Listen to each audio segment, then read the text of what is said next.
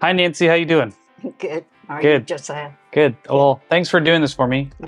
With me. For the listener, I met Nancy at the gym a few months ago, and I was impressed by her physique, and so I went up and talked to her, and I knew I wanted to have another conversation with her, and then I didn't see her for like several months, and then I saw her again a few weeks ago, and so I was able to get her number, and now we're able to have this conversation. So thank you for doing this. Sure. And so the way I normally do it is we chronologically go through someone's life, and then we'll hit different topics that are important to you. Okay. Does that sound good? Sure. So let's start with Nancy from the beginning. Oh. From the beginning? Childhood Nancy. My childhood was really great up until I was 12. Mm. And then my parents divorced. Mm. And I was a daddy's girl. So it was really hard on me. I probably ended up a lot of things I like now is because of him. Like I love to watch boxing, for example, and baseball. And anyway, they got divorced, and he wasn't. He ended up marrying another woman with 5 children. Wow. And he kind of didn't give my mom the financial support, and we didn't have a very good life. Like it was like when it rained outside, it rained inside. Wow. Like it was not good. We were very poor. So it sounded like 1 through 11, mom and dad. Yeah. How many siblings? Was it just I you? had a brother. Okay. He passed away from MS. Oh, and I have sorry a to hear. sister who's 5 years younger. So Okay. us, the 3 of us, and my mom. And so just normal, going through school, kind of hiding where we lived. And I learned to sew. And so I could make clothes, because it was cheaper then to make clothes than to buy them.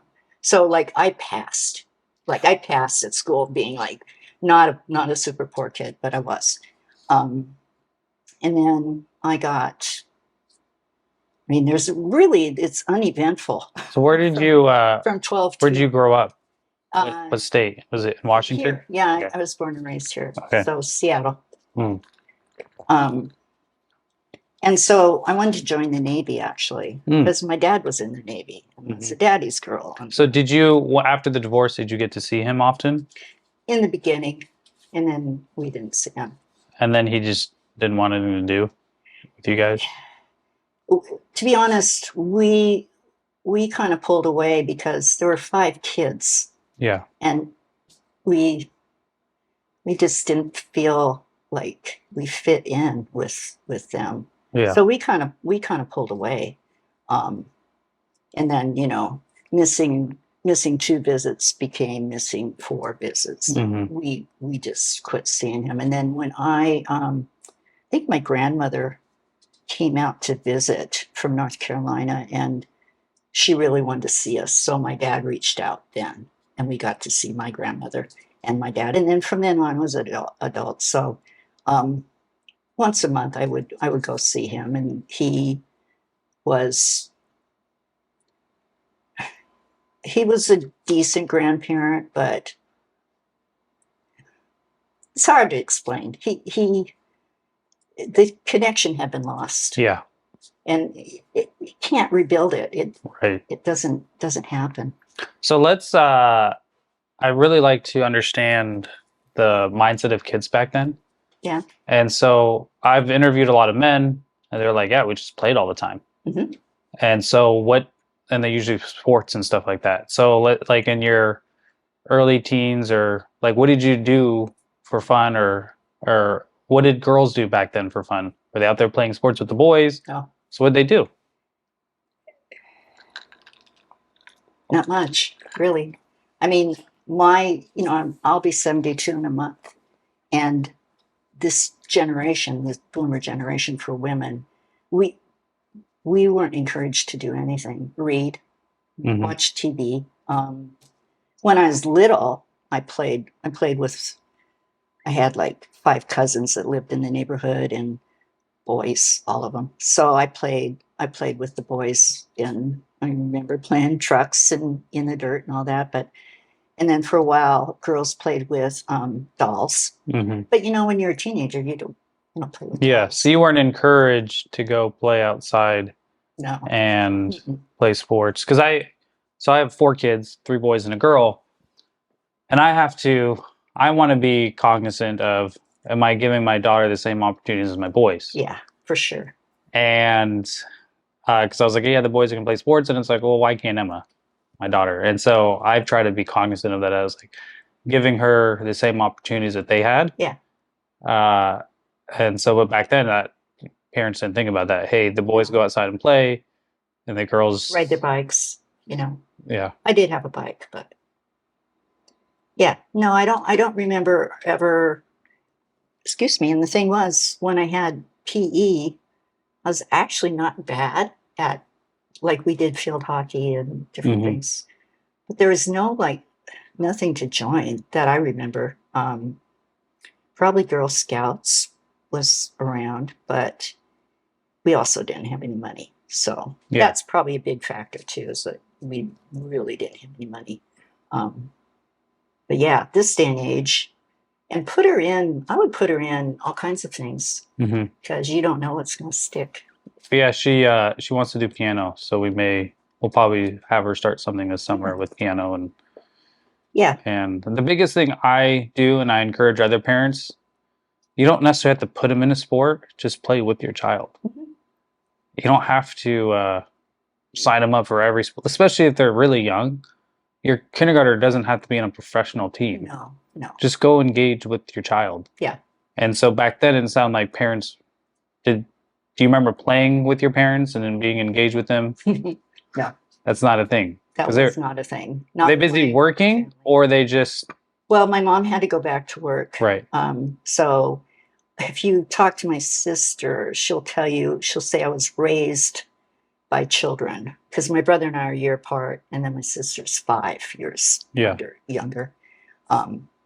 But yeah, no, we just didn't have, and I can't say for sure like what other people did back then. Yeah. I only know what happened to you. Yeah.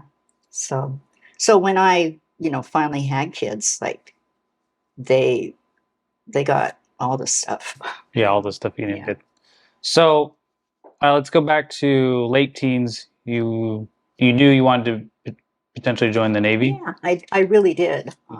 But my mom and my aunts discouraged me from it. And they gave me a reason that may or may not have been valid. But it was a scary enough reason that I didn't do it. But I should have. I would have been good in the military. Yeah.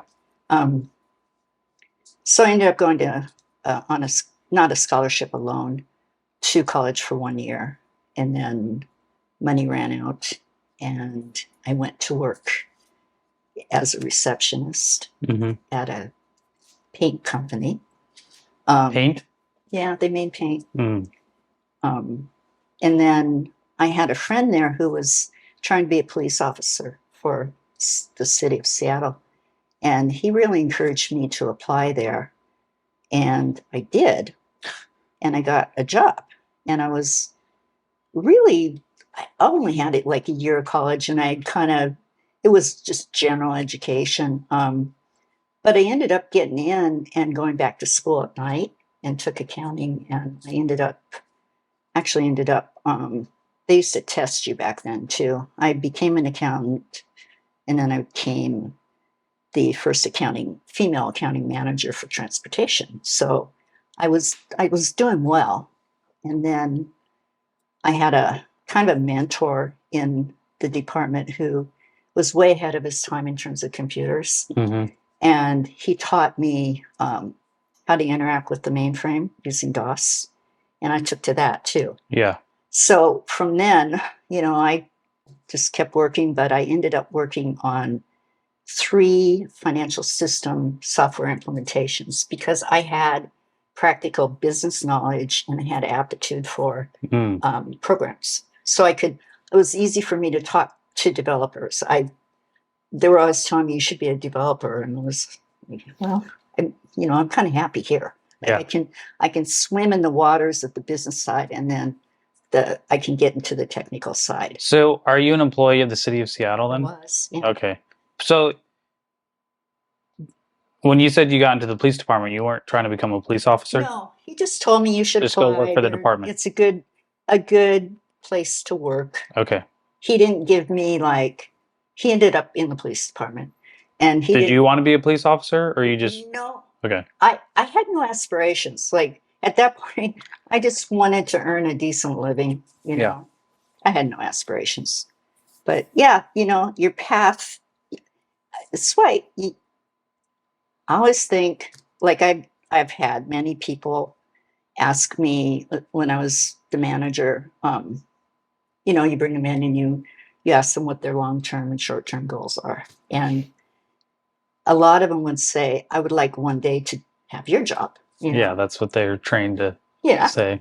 And what can I do to make that happen? And I always said, consistency and work. Like, you need to be the person that raises their hand when they need somebody to fill in for a sudden, absence or whatever. Yeah. Like, I was dependable and I was there all the time. And that's, to me, that's the secret. It's the secret to the gym too. Yeah. It is. You just got to keep doing it. Mm-hmm. So that led me to retirement. So you worked for the city for how long? 33 years. 33 years. And then I went and worked for the county for another 3. I helped implement their financial software. Well, they need a lot of help financially. Yeah. We can maybe talk about that later. But so let's go back to once you started working for the city. Mm-hmm. Were you single at the time? No, I was married. You were married? Yeah, I got married at 24. So let's wind the clock back to that period for a moment. What was life like when you were single? And then or is it on your mind to get married? Like, how did that all... single very long. Okay. Like, I got out of high school. I had a boyfriend for a year. That didn't work out. Then immediately got another boyfriend and I married him. So girls nowadays will ask, well, how do I know it's the right one? So how did you know to dump those guys and marry the guy that you married? Well, the first guy dumped me. Okay. So you knew that? No decision made by me there. And the second guy was, again, I'm going to go back. There's going to be a theme. He was so persistent and consistent with... The guy you married? Mm-hmm. Okay. Yeah. It took me 5 years before I married him. Okay. So you dated for a long time. Yeah. Was that because you weren't sure or... Well, I guess what sign were you looking for? Or the first person I fell in love with that dumped me, that feeling of love was like a drug. And that's what I was looking for. Yeah. I don't know if you've felt that, but it's like you can't live without the person. You can't wait till they call you. You're just obsessed. And I was obsessed. And I was wanting that with my husband, John. But I guess over time, just realized like that's not, first of all, it doesn't last. And second of all, that's not really what love is, Love is more about like accepting that person for who they are and knowing you're compatible enough to have kids and, buy a house and do all that stuff. And I'd still be married if he hadn't passed away. Yeah. I would have. Yeah. So that's interesting. So the first relationship you had, serious one, it was your first love. Yeah. And you were hoping for that same emotion. That feeling, yeah. With the second relationship. But your first love is your first. Yeah. And once you've experienced that, maybe it's not a guarantee you'll experience that with your second one, but it's a different type of emotion or love or feeling that you have for that person, it sounds like. And I started out liking him. I wouldn't have dated him otherwise. But that whatever that is that happens to people, that's what I thought was going to happen again, but it didn't. Yeah. So how did he propose to you? I'm assuming you had been talking about getting married, and he just, like, it was the first year we dated. He just said, I think we should get married. And I said, I don't know if I'm ready for that. And then it was just, then after that, you know, he'd ask me periodically, but then it was just kind of, our friends were getting married. Yeah. That's not a good reason. Did you guys live together? Yeah. Okay, so you already lived together. You're already acting like a married couple. You just weren't officially married. Yeah. And like, I didn't want kids. He wanted kids, and I thought that was going to be a problem. But then I changed my mind. And so why didn't you want kids? Because that's a big. Have you heard of dinks? The term dinks. Dual income, no kids. Yeah, so that's a thing. Yeah. I'm assuming that's probably every generation has a subset of population that's like, I don't want kids. So do you remember why you didn't want to have kids back then? That was just. I just think I was really selfish. You know. Yeah. Or maybe, possibly because of your childhood, you're like, I don't know if I want to raise kids in that environment again. Maybe. But you know, there's not an answer I can give you, because I don't really remember one. I think I just liked my life. You know, my life was, you know, good. It was, we were dinks, exactly, and it was good. And we drove around in Porsches, and because he made good money and I made decent money, and we went out all the time and went out to dinner. You know, it was a good life. So you're not too worried about the dinks today, because you're like, hey, a lot of them will probably change their mind. Yeah, they might. I can tell you, I'm so glad I did. And why is that? I love my kids. I love my grandkids. I mean, I can't imagine my life without them. Yeah. Once I had my 2 daughters, I really wanted a third, but it just never happened. Yeah. I wanted a boy. Really wanted a boy. Yeah. My interesting in my family, so there's 6 of us. Yeah. And my oldest brother has 4 boys. And then the youngest girl, so she's older than me, but the youngest girl has 6 girls. Wow. So I joked with them and I said, hey, because their last children were about born the same time, so you should just switch them. Tell them at 18, by the way, that's your real parent over there. But yeah, I have both, and I enjoy both. Yeah. Because you get that mix. And you got the 3 boys and the 1 girl. Yeah. Yeah. And so I'm very happy that we have both genders, so that they can. I don't know how old you are, but you can't be older than my daughters. So most younger people aren't having 4 kids. Yeah. Like Yeah. 6. Now it's 2.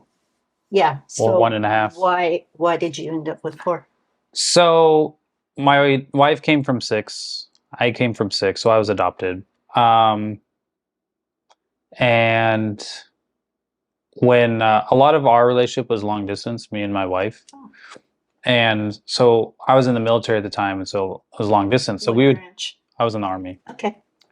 So we would have really long Skype conversations. Like, I don't know if we could actually talk that long anymore. Yeah. They're like 12-hour conversations. Wow. Like long, like her mom would have to come and bring her food. Wow. See, that's what I'm talking about, is that I can't get enough of you feeling. Yeah. You must have felt that. Yeah, for sure. Yeah. Awesome. And so I remember we were writing down, because when we're on Skype, you can write as well. So we'd ask a question and be like, how long do you want to wait till you have your first kid? And then rather than saying it, we would write it and then hit enter. And then, so she was like, so my wife comes from Russian descent. Mm-hmm. So their whole outlook on, like, you should have kids right away. And Russians aren't afraid to have lots of kids.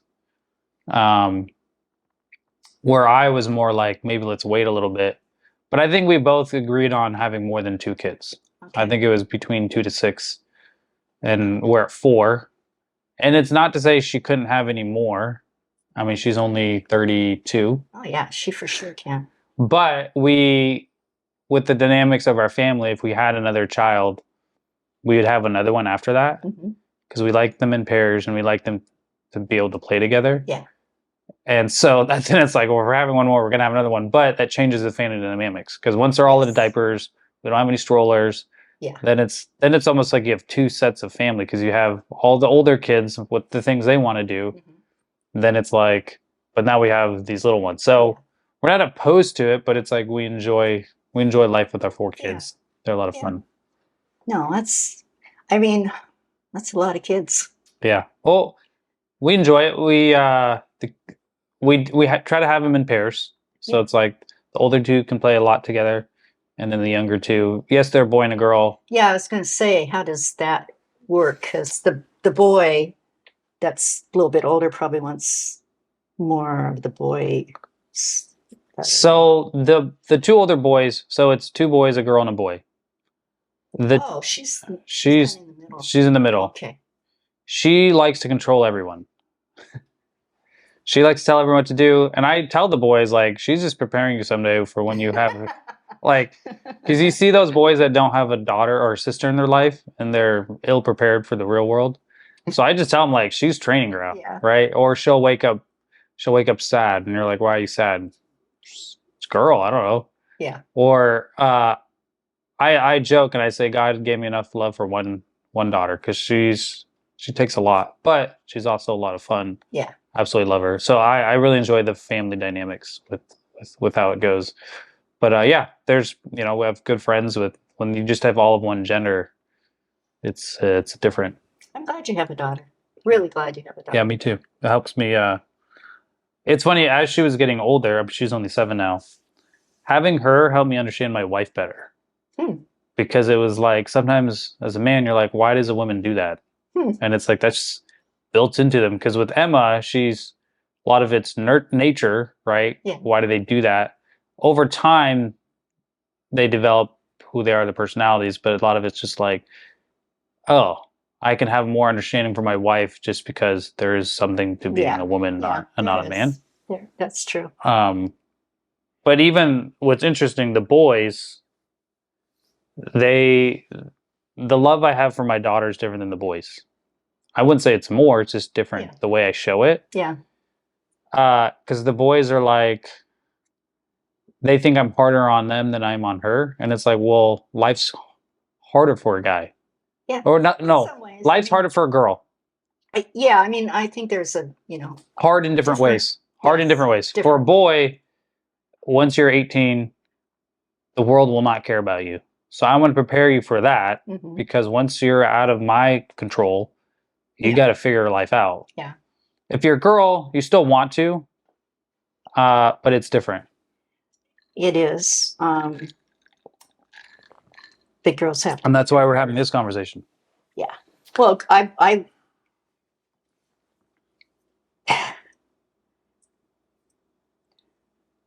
feel really, really independent. Yeah. I live alone. Everyone was after me when my husband died, like a year after. When are you gonna? How long ago was that? It's been a long time. It's he's probably been gone 20 years. Oh wow! So you've been single for a minute. I've been single for a long time, and I did the little bit dating pool, and I found it. There's so many disgusting people out there. It wasn't for me, and because I'm really independent, I'm okay being alone. Yeah. But I think a girl has to be as prepared as any guy to make it on her own, because there are no guarantees. Right. Yeah, I was talking to my sister. So I have a lot of nephews and nieces. So there's 28 grandkids in my parents' side. Wow. So a lot of them are 15 to 24 now, in that age. And so I was talking to my sister. Her daughter's 18. And we were talking about, she just finished high school. She was homeschooled. But we're talking about the concept of, as a guy, I know kind of what character traits or what skills you may want to have for the real world. I didn't know. Is it the same for a girl? I couldn't really answer that because I was like, I'm not a girl. I don't know. So it's like, if her goal is to get married, what do you do in the interim? And that's kind of where she's at right now. It's like, what do I do with my life? What would you tell a a young girl that's finishing high school, thinking about the future, life without her parents, I guess what skill sets should she be working on, or traits or attributes? She needs some kind of training education beyond high school, because I would definitely encourage her to experience,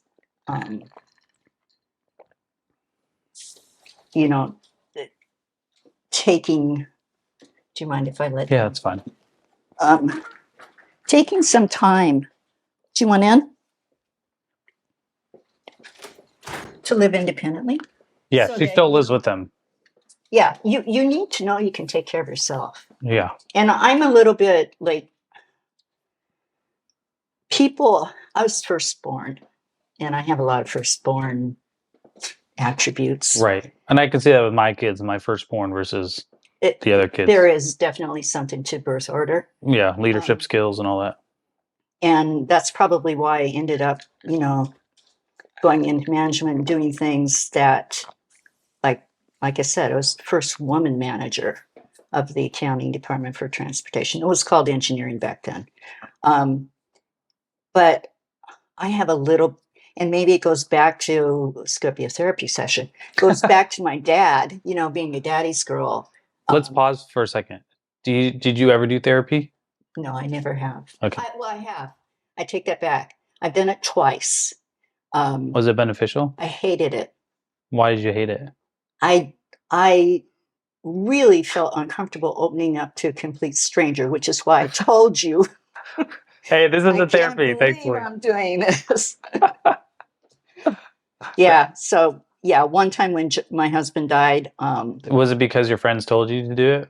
I went when John died because my younger daughter had a really hard time, and they were only in their 20s. And for a long time, I couldn't leave the house without them knowing exactly where I was. Like I told you, they're very protective of me still. But she was having a hard time coping and didn't want to go to therapy by herself. And so I went with her. And the other time, I had a real tough time with insomnia. And they suggested going to therapy in case it was some behavioral crazy thing in my head. I just hated it. Yeah. I hated it. So yeah, I'm sure there's plenty of layers of trauma in here that might benefit from it, but I can't get past the fact that I'm talking to somebody who I just met 5 minutes ago. And well, here's what's interesting.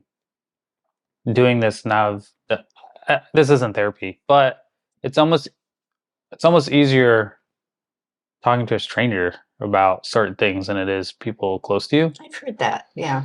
But again, this isn't a therapy session. The reason I asked is I was curious on your thoughts, because for me personally, I'm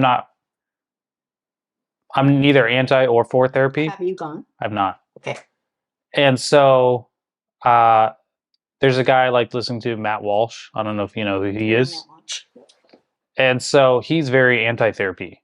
He's like, all these people, you know who Jordan Peterson is, right? Absolutely. Love Jordan Peterson. So Matt Walsh and Jordan Peterson are literally having a podcast on the value of therapy. Matt Walsh is very anti-therapy. Jordan Peterson is very pro-therapy. Therapist. And so Matt Walsh is like, I think too many people are going to therapy for silly things. Mm. He's like, there was a celebrity who went to therapy because his movie had bad reviews. He's like, the fact you have to go to therapy for that tells me you got underlying issues. Like, he was like, if I was your therapist, I would have been like, hey man, grow up. It's not that big of a deal. So there's that side of it. And then there's the Jordan Peterson side. He's like, no, I work with people who are truly disabled by doing the basic functions of life. Yeah. And so I'm able to be like, help them through that. Yes. And so I see the value of both. Like, sometimes it's like, do you know who Yunomi Park is? No.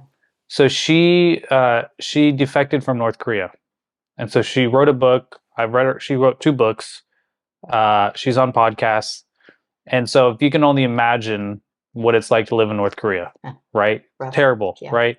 Like whenever my kids complain, I'm like, you have no idea what. Like, imagine being 4 and 5, your mom leaving you for weeks and months, and you and your sibling have to go forage for food in the hills. Yeah.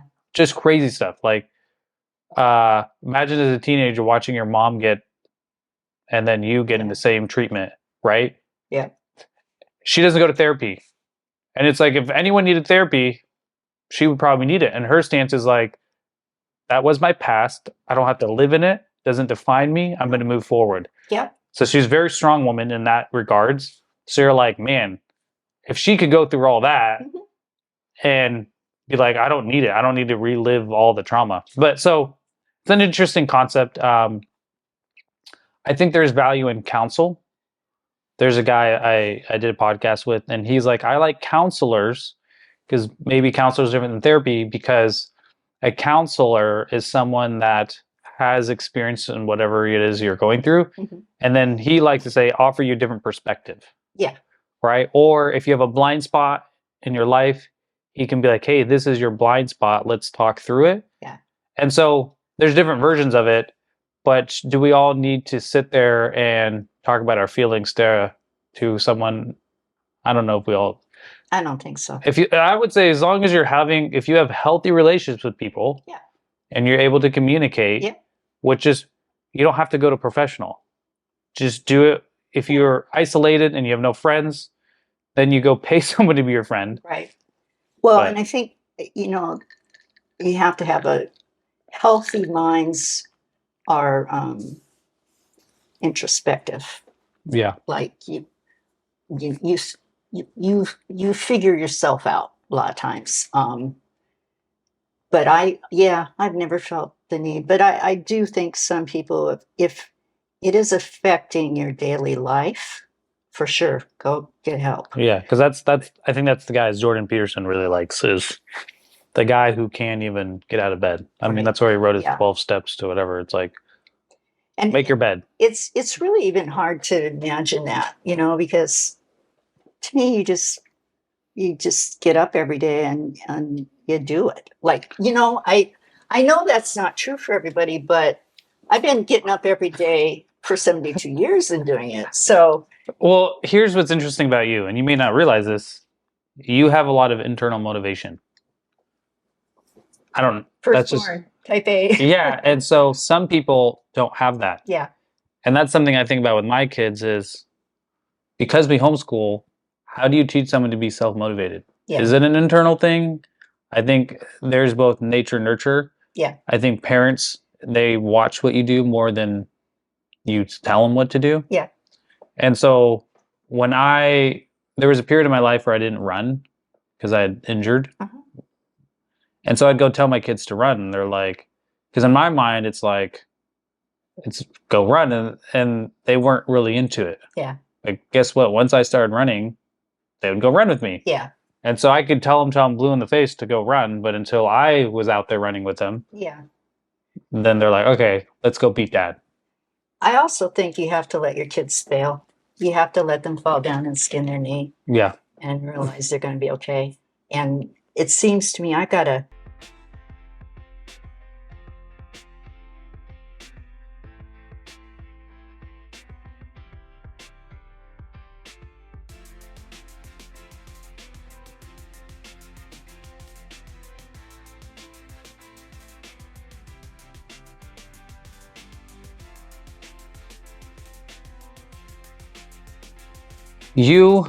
Have you heard of the grandmother effect? I just heard of this recently. So, and I know we're more than just animals. Most animals, the mom dies when she can no longer reproduce, because it's like, if I can't reproduce, I'm no longer there's no reason for me to be here. Yeah. Humans are different, right? Mm-hmm. We still continue women continue after living after the fact of not being able to reproduce. So the grandmother effect is, well, maybe evolutionary, that's true, because you need an older individual to step in to assist with the young mothers or the young people. Yeah. So that's the grandmother effect, which once you were like, well, that makes, like, why would you not? But the issue I find is sometimes, and you have to do it in such a way that's loving, but sometimes, let's say an older person sees a young person behaving in a certain way, but they don't step in. Mm-hmm. In your scenario, or even my scenario, I see a lot of, I have friends with young kids, and it's like, dude, if you continue that behavior, it's not going to go well. Yeah. They're not going to take my advice as well, but that's the whole grandmother effect is we aren't having the grandmothers and grandfathers actually pour into the lives of young people today. No, it's true. And then we're getting the result we have today. Mm-hmm. And so would you ever say anything to someone that you knew or were close to be like, hey, I get what you're trying to accomplish, but there's another way? Or would you be like, hey, I'm going to wait for them to ask for help? I probably wouldn't say much. And that's most people's attitude. Yeah. Probably not, because parenting is a different world nowadays. It is a scary world. It's scary to think about your kids walking to the bus stop by themselves. Mm-hmm. But I don't know. We used to. So yeah. But yeah, I if someone came up to me, even if they're a stranger, and I don't, because I put myself in this position, I would at least heed their advice. But most people aren't willing. They're not. Different. Yeah. You're different. Most people aren't in a position. Like if some guy came up to me at the gym and be like, dude, you're all wrong. Do it this way. I would love it. I'd be like, sweet. Especially if he was bigger and stronger than me. But most people, we're too in our own world. We think we know how to do it. Yeah. And, we'll be like, oh, that guy doesn't know what he's talking about. Yeah. I mean, I've had people come up to the gym. I still see him actually, professional bodybuilder back in the 90s. Really awesome guy. And that's how I met him. He came up and gave me a couple pointers. This is many years ago. Yeah. But because he looked the part, like you said, bigger. Yeah. And then he actually, what he told me made sense. But also had another guy come up to me a long time ago, and he did not look the part. And he ended up like stalking me at the gym. It's an older gentleman then, or your age group. Mm-hmm. And so yeah, it depends on who's delivering the message. Now, I was nice and was friendly with him, but then he wouldn't leave me alone. Like I don't know how he knew when I was at the gym, but he always knew when I was at the gym. He's no longer there, but the bodybuilder, he's still there. He's still got a lot of muscle. Yeah. So yeah, it depends on who's delivering the message, because you don't know the motivation. The bodybuilder that I know, he is actually a pastor, and he's got a really good heart. So, he was trying to help me. But now, I'd be shocked if anyone came up and... If you saw a young girl, and we'll get more into the gym life later. Yeah. Would you want potentially at the gym? No, I would not. You would just let her do her thing? Yeah. I've done it with, if I see teenage boys working out and I see them struggling, I've gotten positive feedback, but I'll go to teenage boys because they all love benching. Yeah. Right. Right. That's guys' thing. And girls so love the hip thrusts. They're obsessed with whatever they're doing back there. And so if I see teenage boys like really struggling, I haven't done it lately, but they're just not there when I go. But generally I'll be like, hey man, you don't have to lift super heavy. It's not about ego lifting. Mm-hmm. Really, it's about the form. Mm-hmm. And then I'll show them like, how to position their arms. And they've seemed to take it okay, but yeah. Yeah, I've seen many women doing questionable things. And I just look, watch. I have never gone up to them, said a word. So I would say you are in a place of authority where you could, and they may value it. Maybe. I would never approach a girl, but I would say you could have an impact on that girl's life. Maybe. But that's the whole grandmother effect. Yeah. Right? Part of being the grandmother is you're not nitpicking her, you're there to actually help her. Right. And I would love to do that with people. But then I'm just like, maybe that's just how they want to do it. Yeah, but people don't. I was talking to a colleague of mine, she's in her 20s, and we are talking about like when to give advice and so she was like, well, you don't know what you don't know if you're a young person or any age. Yeah. And so here's the dilemma. You have someone with the knowledge and experience, and you have someone without it. But this person isn't going to ask for help, and this person isn't going to give help. Right. So someone has to broach it. Someone has to be able to say, you know what, let me step in. And as a culture, we don't foster that, unfortunately. No, and I mean, I learned by doing my research. Most people don't do that, though. I know, but that's how I learned. I've seen some atrocities on the lat pull down. And I just look and I think, so not everybody, you gave me a compliment on my physique, but not everybody, and especially not every woman, likes muscle. They're not going for that. Yeah. And I think that's what holds me back is like, maybe they don't want to build muscle. Maybe I don't know why they're doing it that way, but maybe they don't want to look like me. Yeah. Yeah, interesting topic, but let's go back to we went on many side trails. Yeah, we did. That happened. But if you were already living together, so getting married wasn't that like it wasn't like your lives already joined. Yeah. Pretty much, it was more of just the we paperwork. Lived together 4 years. So. Yeah. So you got married. Initially you didn't want kids. Yeah. And then you woke up one day and you're like, yeah, I want kids. Yeah, I can't even tell you what a switch flipped. Was he happy about that once you told him? He wanted kids. Mm-hmm. Yeah. And so how old were you when you had your first kid? 29. 29. And what was that? We don't have to talk about the birthing experience, but like, what was that like? Just having that first child, what that feeling? I had an easy pregnancy. I looked cute as a pregnant lady. Were you? I wasn't like I had a nice round belly, and it was a really easy pregnancy. So, were you into fitness back then?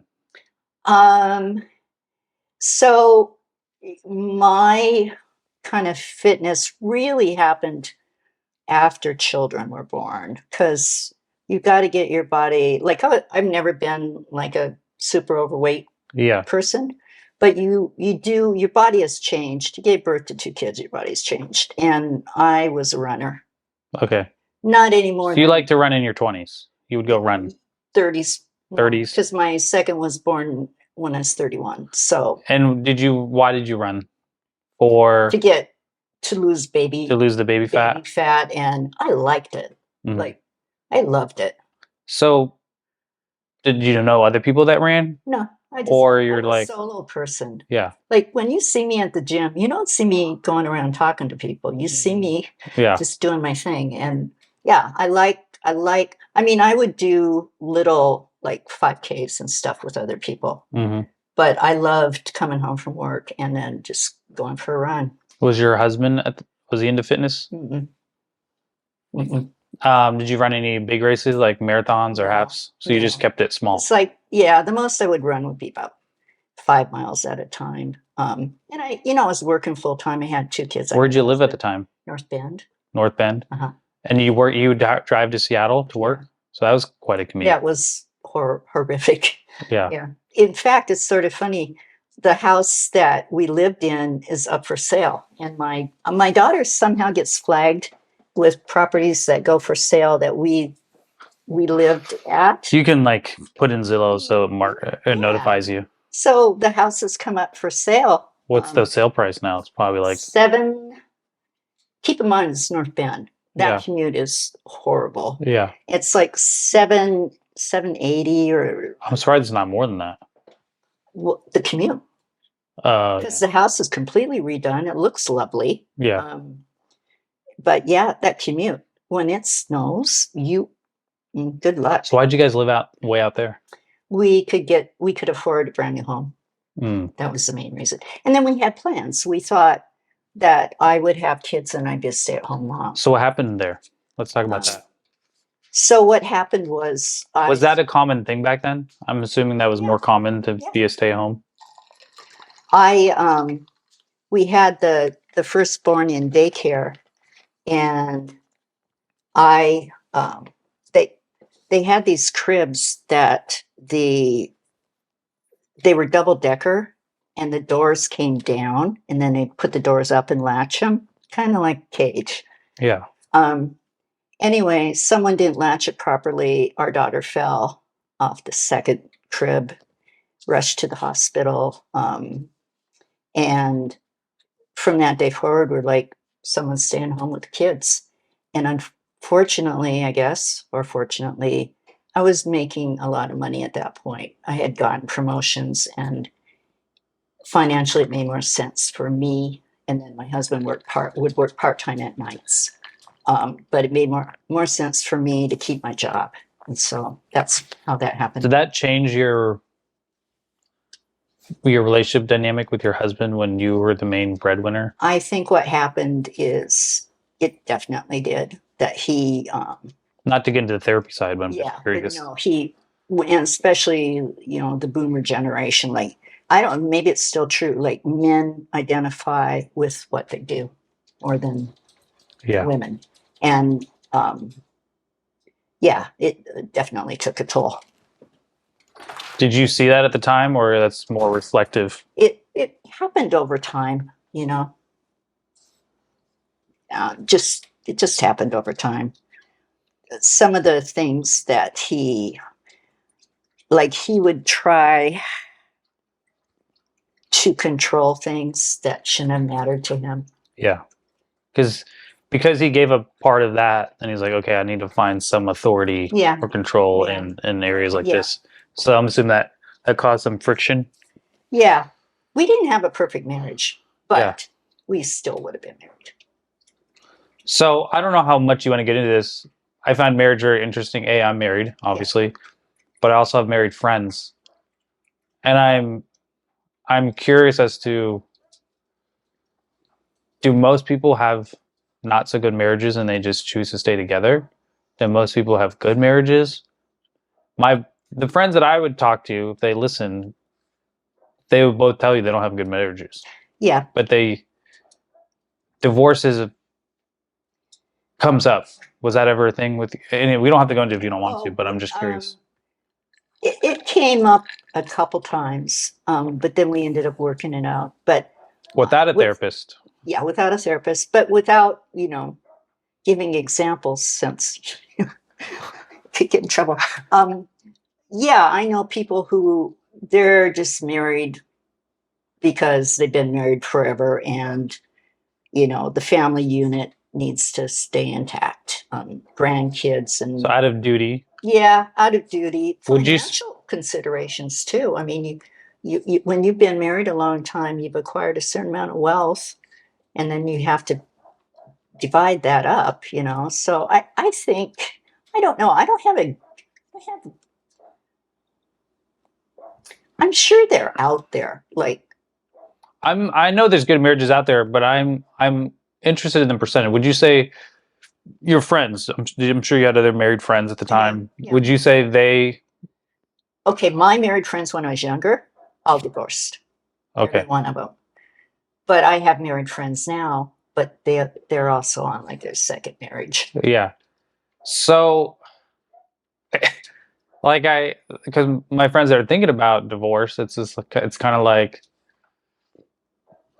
to have a good marriage takes work, and to work through the friction And I'm not saying you have to go to a therapist or professional, but you as a couple have to decide how to get through impasses. Yeah. And I don't think most people do the work to get through the impasses. No, it does definitely take work, and you have to be flexible, willing to compromise. To me, pardon me, like I don't have a really bad temper, but my husband did. And that's a problem in a marriage. It's probably a problem if both of you have a bad temper too. But yeah. But I'm assuming he never hit you. No. So it was verbal? Mainly. We had one big blow up? Yeah. Now was the time I was going to leave. But yeah. But you worked through it. Was he like that towards his daughters? Yes, a little bit. So for me, I could never. I would never be able to yell at my daughter. That's just not a thing. That's not your temperament, though. I guess. But I'm assuming it's not. Yeah, it's not. Yelling, I just don't. Ask my wife. I don't try to yell in general, but I could never yell at my daughter ever. She could do the worst thing, and I would never yell at her. So it's just, to me, I don't understand how someone could yell at a child, let alone their female child. I agree. I don't understand. I agree. I mean, there's no point. He probably needed therapy. I know he did. Yeah, for sure. But yeah, I don't know. So it's reassuring, but also at the same time to know that a lot of marriages are tough and rough. They are. It's a common thing. Yep. I don't think people talk about it enough. So then they think oh, I'm the only one with a bad marriage. Everyone else has a good marriage. And it's no, most people have okay marriages, and you have to really work to have a good marriage. Just we're gonna get into fitness and body. You don't naturally get a good body. Some people, there's a very, very few % of people that can maybe get a good body naturally or without much effort. You think? I'm sure they're out there. There's always... Depends on how you define good body, I guess. We'll just talk about from a physique point.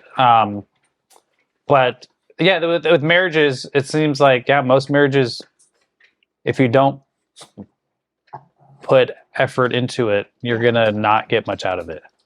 Yeah, for sure. It's worth having a marriage. I believe in marriage, but a question you could ask me, I'll ask for on your behalf. Okay. Are you happier now, or were you happier married? You want me to answer, or you're going to answer it? No, I was going to answer for me, but you answer. My answer is I'm happier now. You're happier single. Mm-hmm. But you couldn't have the kids without the guy. Well, in today's world, there's a lot of different ways. I'd still be married to him. I absolutely would. Yeah. But I'm happier now. It's the so what kind of stress and tension did he bring to you? Well, just the little things, having to control the most. Well, what do you want to control? Things. Can you give an example? Yeah. One time I wanted to buy new silverware, and he wouldn't let me. Why? He wanted to go buy it. He wanted to pick it out. Oh, so he wanted that control. I mean, yeah. He wanted that. What other this is interesting, because it's I hear about other people's marital problems, and then me and my wife, we don't have those. Before we got married, we went to pre-counseling, whatever it's called, people do that. Pre-marriage counseling, and the guy's well, we got to figure out who's going to buy the toilet paper, and we're if this is this, then we don't need this, because that's not going to be an issue for us. So what were other marital issues that you think caused you tension or stress? Or do you think your personalities were just... I was a saver. He was a spender. That caused problems. Yeah, and because he didn't make the money. Yeah. Did you ever... He was making some money. But not to the extent... Not the lion's share of it. Yeah. And so, did you feel because I make it, I can make more. Like, did you handle all the because of your background? Did you handle all the finances? Yeah, I paid all the bills and did all that, which is why he thought he could just spend money, and because he didn't really know. And when I think they're trying to go back out. When I invited him to sit down with me and pay bills with me, he didn't want to do it. Like, it's kind of like that, ignorance is bliss. Like, I don't have to worry about how much money we have in the bank. Yeah, like with our marriage, I do all the finances. Not because my wife isn't smart enough. It's just her role is her role. People don't like that term. A lot of people are going to get triggered in this podcast. Divvied up the responsibilities. Yes, where she homeschools the kids. Yeah. She does the cooking and cleaning. I will wash the dishes. I enjoy that because I end up listening to a podcast when I wash the dishes. Yeah. So it's like I'll do dishes all day. Yeah. Because it's like I'm going to listen to something that I find interesting. It's enjoyable. And so we both accepted our roles. And so financially, I take care of all that. And she just knows that there's money in the bank and she wants to go get stuff. So it's funny. The problems that other people seem to have, we don't. And so it's like our marriage should be fantastic. But then there's always, you have to work at it.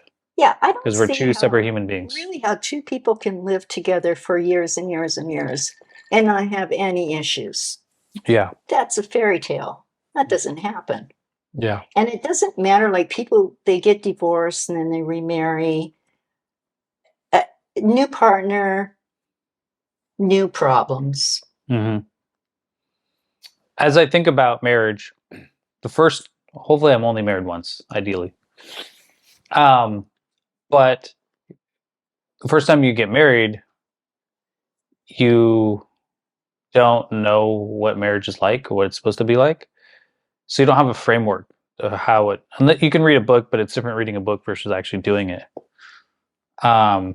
Where I talk to other people and they're like, my second marriage was way better because now I knew what I liked and didn't like.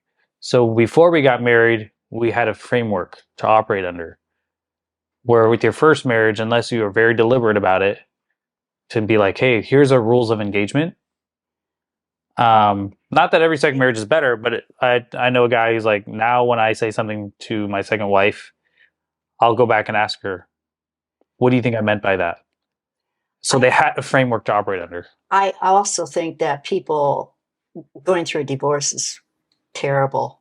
Yeah. And they're going to work harder on marriage too. Yeah. So it might seem like it's better marriage, but really you're just putting a little more effort into it. But that is interesting what you said. You would still be married if you could, but you're happier now. Yes. Because you are able to, you're not relying on, you don't have to worry about hurting someone else's feelings. Like, why are you happier now? It's because you have the freedom. I can buy new silverware if I won't buy new silverware. I'm thinking some silverware for Christmas. Like I've told people this before when they complain about their significant other. I will always say there are pros and cons. Like living a single life is not perfect. There are times where, I wish I had want to go out to dinner spontaneously. I'm not doing that by myself. Yeah. I could, but I'm not going to. It'd be nice to have someone, hey, you want to go out to dinner tonight? Yes. So it's like, it's not neither scenario. They both have their pros and their cons.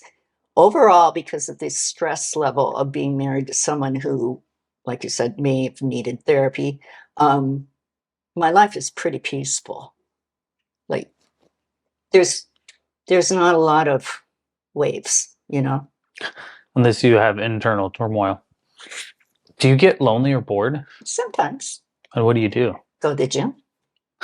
I do. I go to the gym or I'll go shopping. What about at night? That's when I would get lonely and bored. Because I'm usually watching something on Netflix. The thing is, my personality type does not require a lot of people. So I can actually go to the gym, talk to nobody, and get my social needs met. Because you're in proximity of other people. Yeah. Yeah. They've done studies on this, and apparently I mean, it's good, and I do have friends, and I have my family, but apparently you really don't, most people don't need that much interaction to feel socially integrated. They say it is often enough to be like out for a walk and just greet another person, say hello to another human being, make eye contact. But I think people do need deep human connection. You don't need a lot of them. No. And I've got that. Yeah. And so you have that because you have your daughters, it sounds like. Are they? My daughters, I'm super close to my sister. I have a couple really good friends. Then I have this other group that I participate in. I get more than I need, honestly. I do. So that's for the listener who is just, if you're an old man just hanging out in your basement, don't think that you're just hanging out in your basement all day. No. You still need some human interaction, which it sounds like you are getting that. You're naturally just an introverted person, which is great. I'm in the middle. Yeah. I wouldn't call myself an introvert or an extrovert. I'm in the middle. Yeah, I don't really like labels because it's like, depending on what room I'm in, I can be what I need to be at that time. Situational. Yeah. But that's interesting because I've never been without someone close to me. Meaning, like, when I left my parents when I was 16 because I went to boarding school for senior year. So I was a 17-year-old when I went senior year. Like a prep school? That's a whole nother story. Oh, okay. It's just a private school. It wasn't a prep school. My parents aren't that rich. So I had 3 roommates. There's 3 of us in the room. And then in college, I had 3 roommates. So there's 4 of us in a room. And in the Army, you probably always have dudes. Yeah, always have dudes. I was always the clean guy. And in the Army, when I was deployed, they put me with the nastiest guy. Oh, gosh. I still have nightmares. Like, I have PTSD just from how nasty this guy was. So I always had he's my roommate. Then I came back and got married. So I've never been without someone in my life. And so when I look at single guys, I'm like, what do you do with your, like, because I just have no experience for, like, actually being alone for multiple weeks, years, months at a time. It's just, I can't fathom that experience. But you've been doing it for 20 years now. Yeah. And I think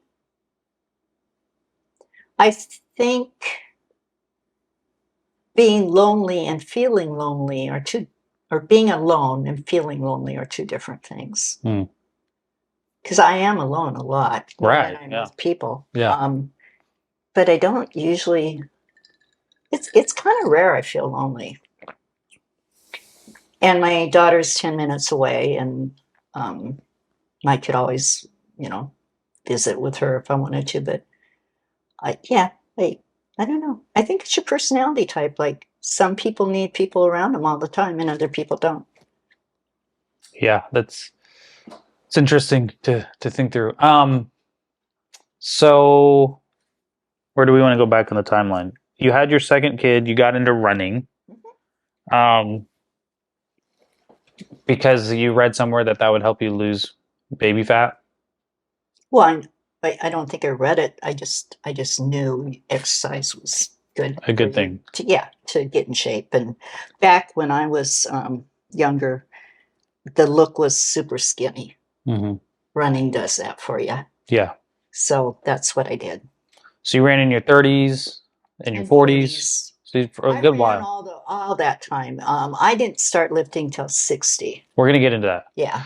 But I was running. Either I would run or I would do other forms of cardio. Like, I was kind of a cardio junkie, like a lot of women were. Did you join a gym membership? No, not until. Okay. We'll get into the gym later. So running is your primary source of exercise. Yeah. And you enjoyed it. Yeah. It was a way to relieve stress, maybe some marital problems. Yeah. But he never got into exercising. That was never a thing for him. Did he ever gain weight? Yes. He got really sick and ended up gaining a lot of weight. How did that make you feel? At that point in time, I was just trying to survive. So I was taking care of him.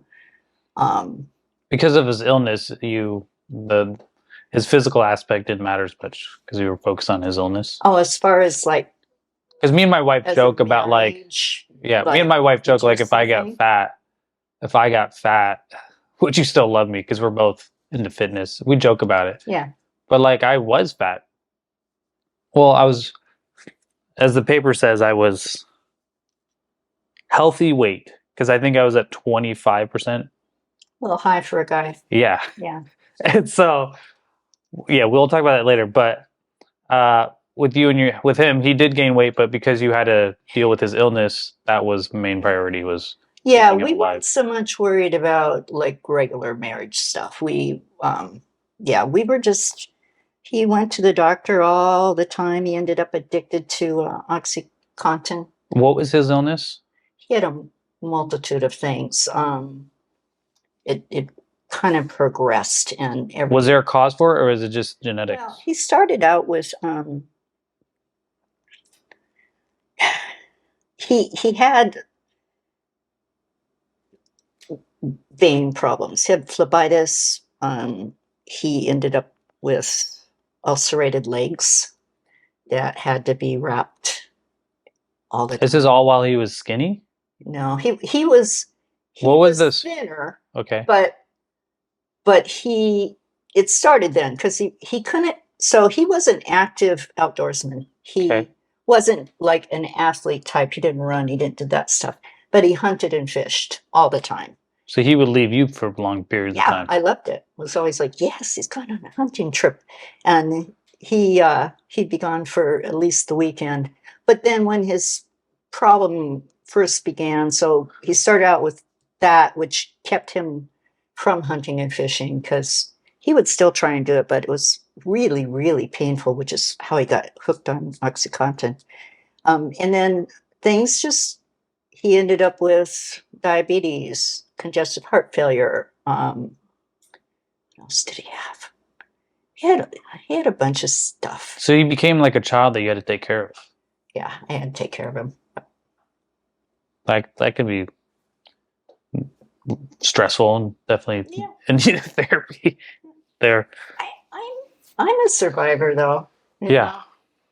Well, it's like a lot of the people that came out of the Holocaust, a lot of those people thrived afterwards. Yeah. Because they're like, I can either live in that negativity or that's why I move forward. For you, it's just moving forward.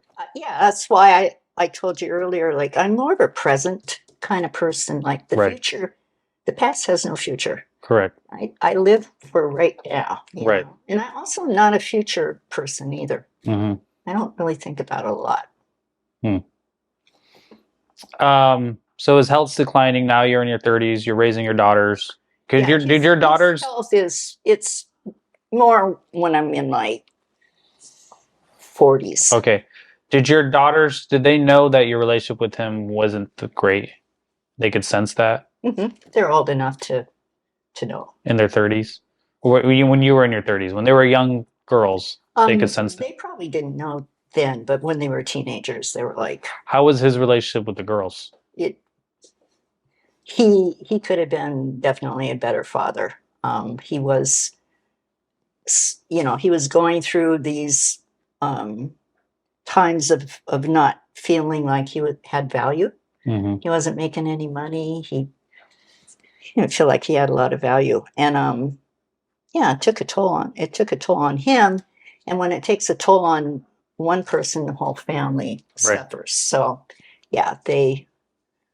It's funny because the girls kind of have different memories of their dad, different impressions of him. So, but he could have been definitely better.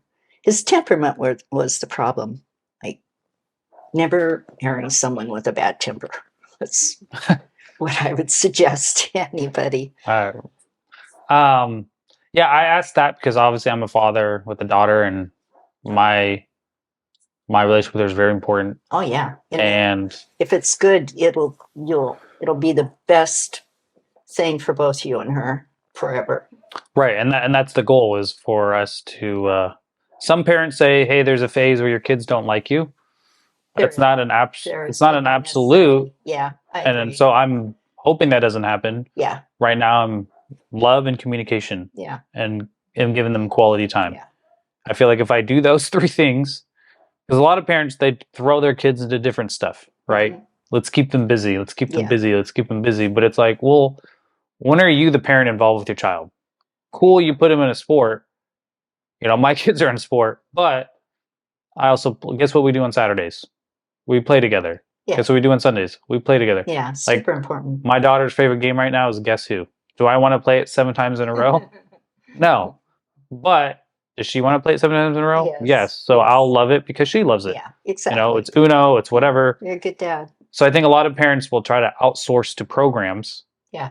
Where I would say, like, I don't put my kids in sports programs when they're really young, like 4 through 6 age. Or like my sons didn't play sports until they're like 3rd and 5th grade. Because in 1st and 2nd grade, why don't you as the parent just go play with the child? Yeah. And they have siblings, so they can do that. So like my 6-year-old, I could go put him in a sport, but it's like he has 2 older brothers who are going to be way better than running around with other 6-year-olds. And he has me. Yeah. So we're going to go play with you. No, I think that works. Perfect. So when your daughters were growing up, did you put them in sports? They were in volleyball at school. Did they enjoy lessons. That? Yeah, I think so. They took dance. I think that's about it. I don't think we put them in anything else. So they definitely weren't over programmed. Mm-hmm. But they seemed to like it. Did you feel like you had to compensate for your husband to be both roles for them, as far as like the motherly figure and the fatherly figure? Well, that's the thing, you know. He had his moments where he was actually a really good father, but overall, the cons were probably outweighed the pros. I mean, he took my younger daughter because she wanted to go with him fishing all the time. Mm-hmm. Like they had a connection. So it's really hard. You would have had to, even though the times I think that he was a poor father were a small percentage of his fathering overall, his parenting overall.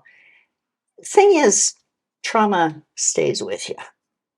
And so that's what people remember. And that's unfortunate because I think it overshadows the good times that the kids had with their dad. Yeah, there is a guy I actually listen to who is a therapist. Mm-hmm.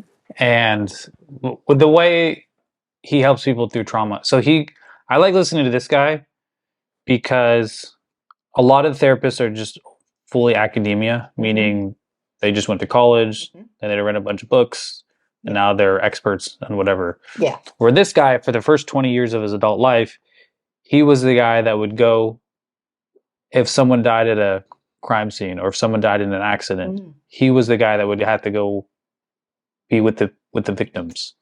So he was in it. Yeah. Right? So I have a lot of respect for that. He didn't read it in some book. Right. It's how do you help someone how do you go to a mother and father whose child died in college? Yeah. How do you help someone whose teenager died in a car accident?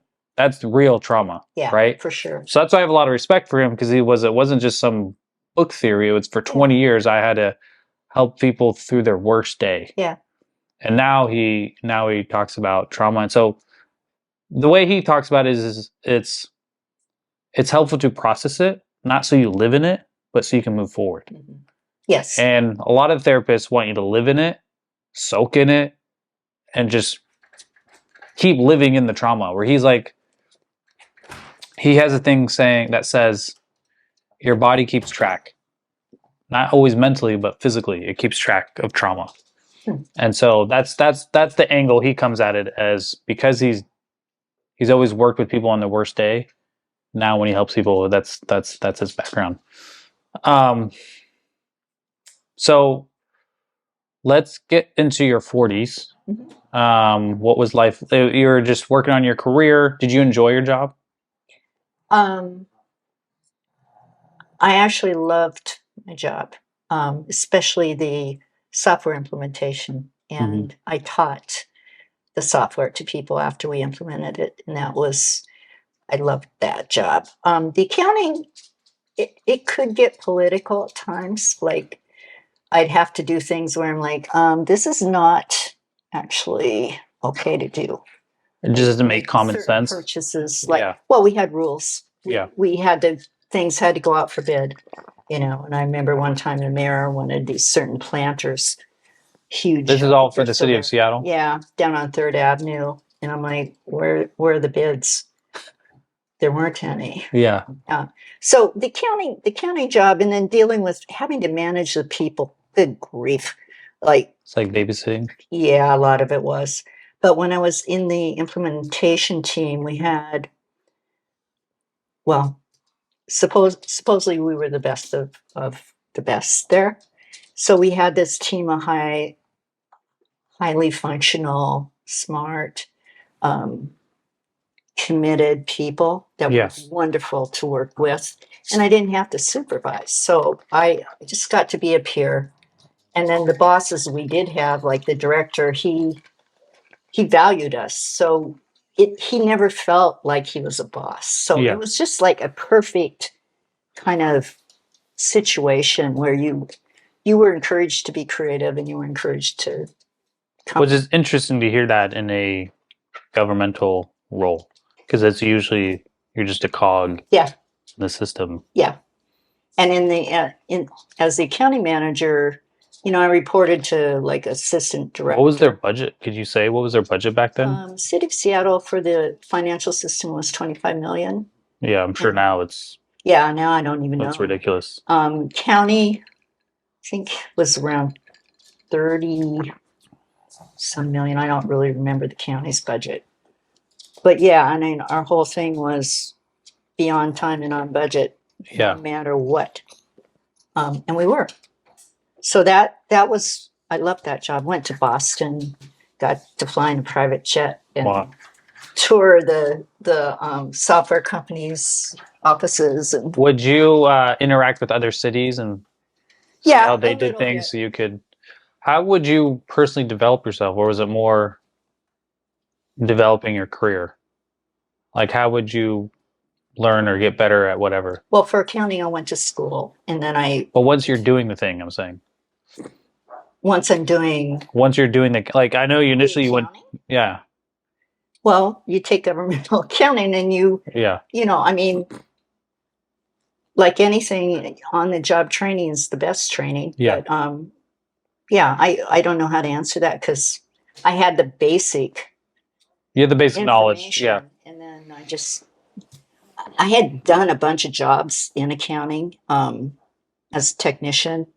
So like I knew a lot. Like I always say, they can't fire me because I know more than anybody else here. If something's wrong over here, I know how to go in there and work that area. Yeah. But did you ever move from North Bend closer to Seattle? Yeah, we did. Okay. Yeah, we moved to Bellevue.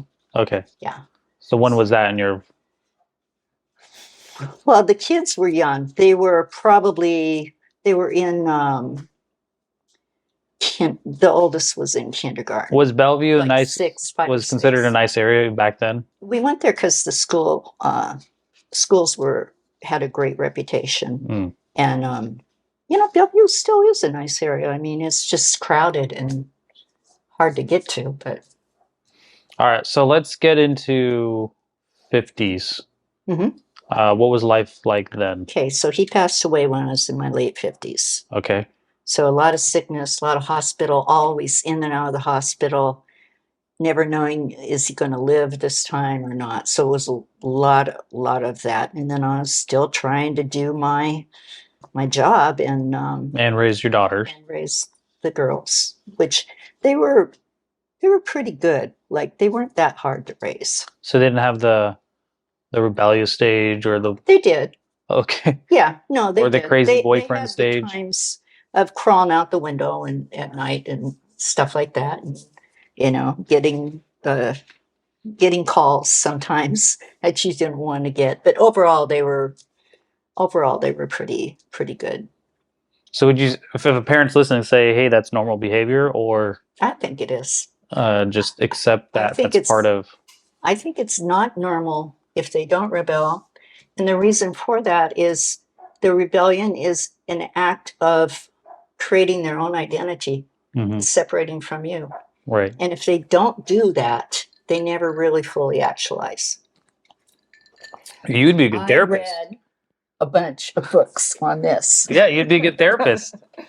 You got your therapy from reading books because was that just something you were always interested in, or as you got older you read about that? My girls, super important to me, right? Just like your kids. So when I was starting not to understand why they didn't think mommy walked on water anymore, then I started to read about how they had to develop. Yeah. So you just kind of accepted that. And obviously when you don't have a strong father figure, that can impact their behavior. Yeah, it didn't help, Although they were often taking care of him too. I'm sure it wasn't fun for them, but if I'd be at work and he'd have he'd fall, and then they'd have to come, because they had moved out at that point. They'd have to come home and, help him. So when he passes away, and maybe you don't know how to answer this, it's probably almost a relief. Yes, it was. I felt guilty about even thinking that for the longest time, but it's true. Because he's in a lot of pain. He's in a ton of pain. And his life quality was terrible. Yeah. It's a stress on everyone involved. Yeah. And so it's almost like... Yeah. You're sad. You're definitely sad, but it is a relief. It is. I'm sure other people feel that way if they have loved ones that... Yeah, when you hear of cancer patients that are barely hanging on, usually loved ones will be like, they're in a better place. Yeah. And thank God, because we're in a better place too. Yeah. Yeah. No, it was definitely a relief. So that helped turn your life around? Was that once he passed away, were you able to... Or for you, like, how much did it change your life when he passed away? It didn't change it other than I didn't have to take care of him. You can go buy your silverware now. I could go buy my silverware because I was still working, and it was just a new adapting to being alone in the house, which for me was not that big a deal. And then I just kept working, tried a little bit of the dating thing, got some weird people, and I thought, and I've always said, if it happened organically, if I got to know someone that lived close or whatever, that's fine, but I'm not seeking that out. There's so many weird people, I'm telling you, there really is. Lots of them. I think men need a woman more than a woman needs a man. Yeah, I think so. Because a man, depending on his first marriage, learns to rely on his wife for everything. Yeah. Like, I remember one time we were at a family function and my brother-in-law came up to me and he's like, we're like brushing our teeth. I don't know. He asked me which one his toothbrush was. I was like, bro, why would I know where your toothbrush is? I don't live with you. Oh, And that's because his wife would always just hand him his toothbrush and give it to him. I see. And so men generally become overly reliant on the woman, where the woman's like, dude, you could leave and I would function just fine. And so that's probably why you met a lot of these weird men, because probably a lot of them were married before, something happened. And so now they're like, oh, I need to find another woman who will take care of me. And you're like, dude, I don't need to take care of another man. No, and that's honestly the other reason that I really haven't seriously done anything about being single for so long. Now I'm too old, like I'm never. But it's because I don't, it would be older men who would be interested in me, not younger ones. Like 80s now? And I don't want to take care of another sick person. Right. Yeah, I don't blame you. So let's now get into what initially intrigued me about you an hour later. And let's talk about fitness and how you got into this topic of fitness. And, at the time you were only a runner. Right. And so let's get into it. So, and how old were you at the point when you started getting into 60? So 60 years old. Yep. And I had retired. I just retired. And what made you want to retire?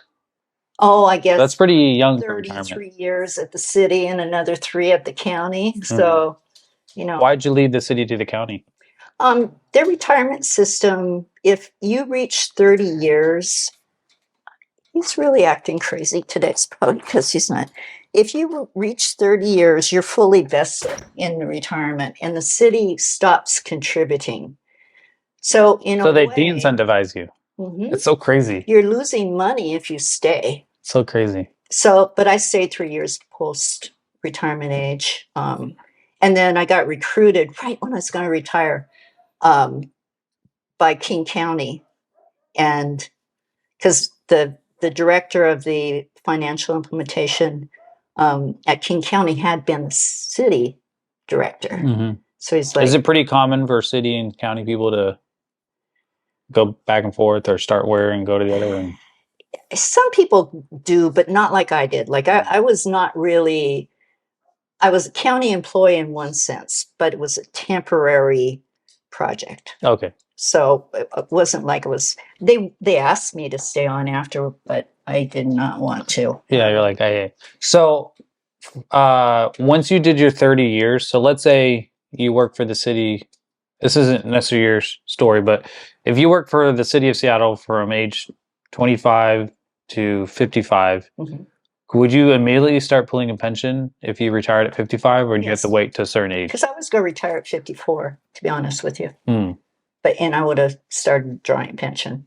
And I would have gone on and done other things. But the way it worked out, it actually worked out fine. And then when the county wanted me to come work for them, I had great bargaining power. Right. Because you're like, I don't need you. Yeah. You need me. Yeah. So they probably they paid me the top. A pretty penny. Yeah, they paid me the top rate that they could.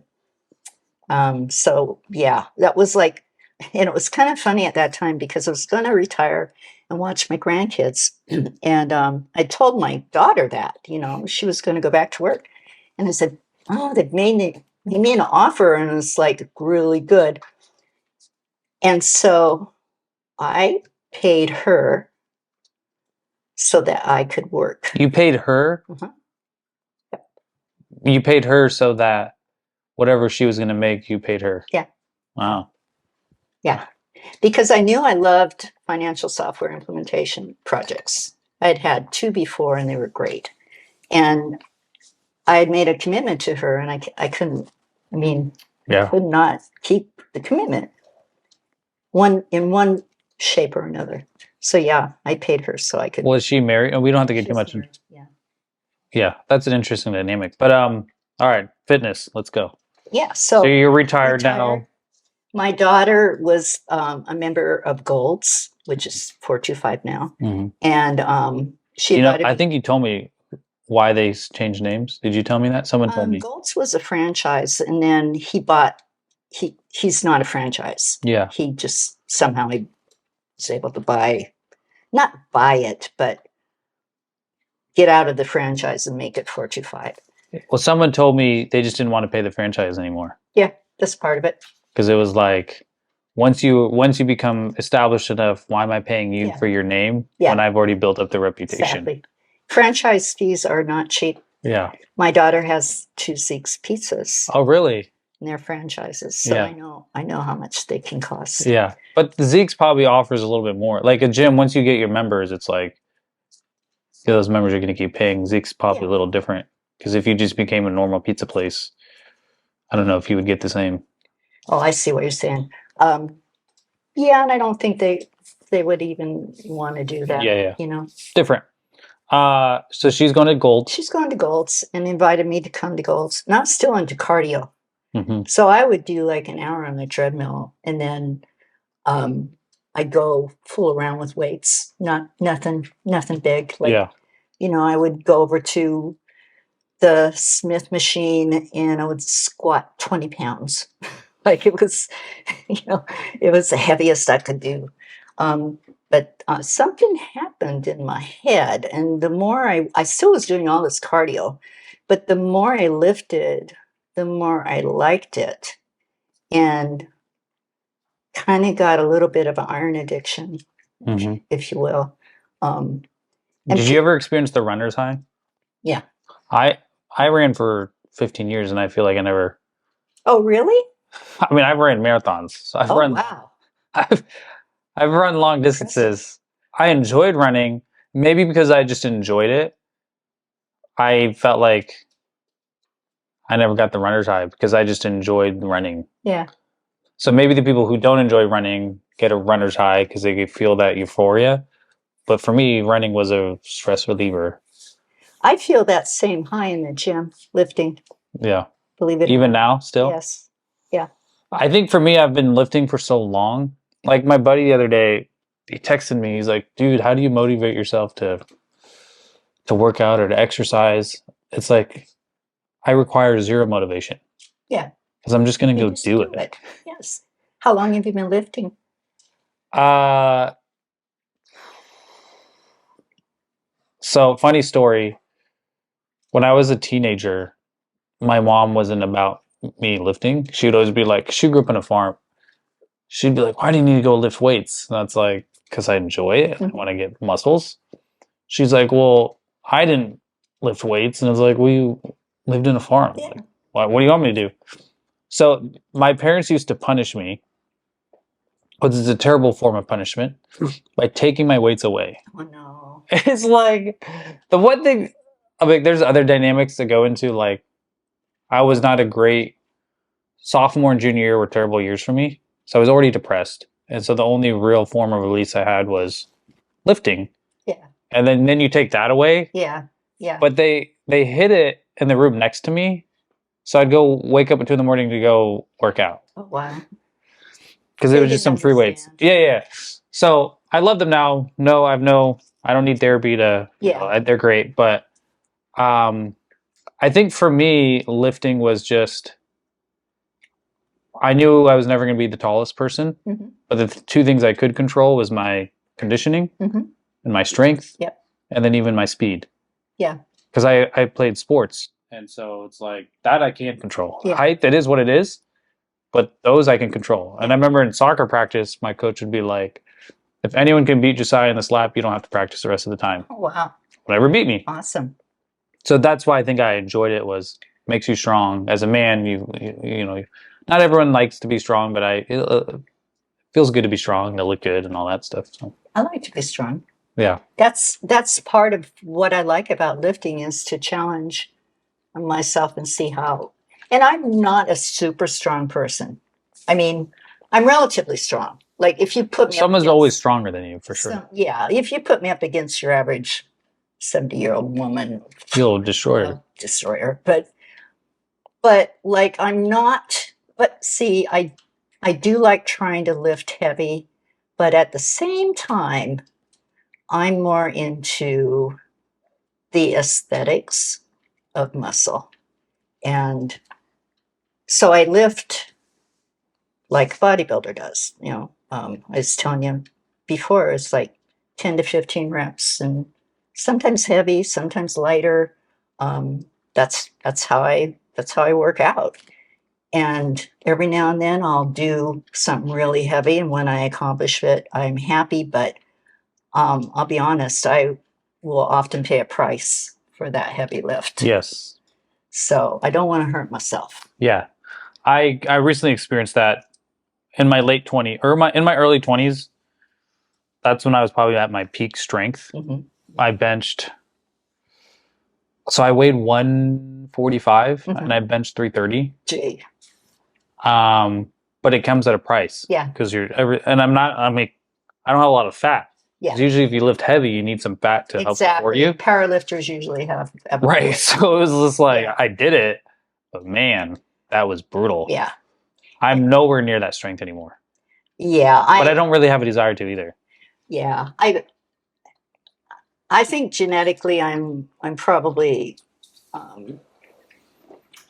better with the muscle building part than the strength.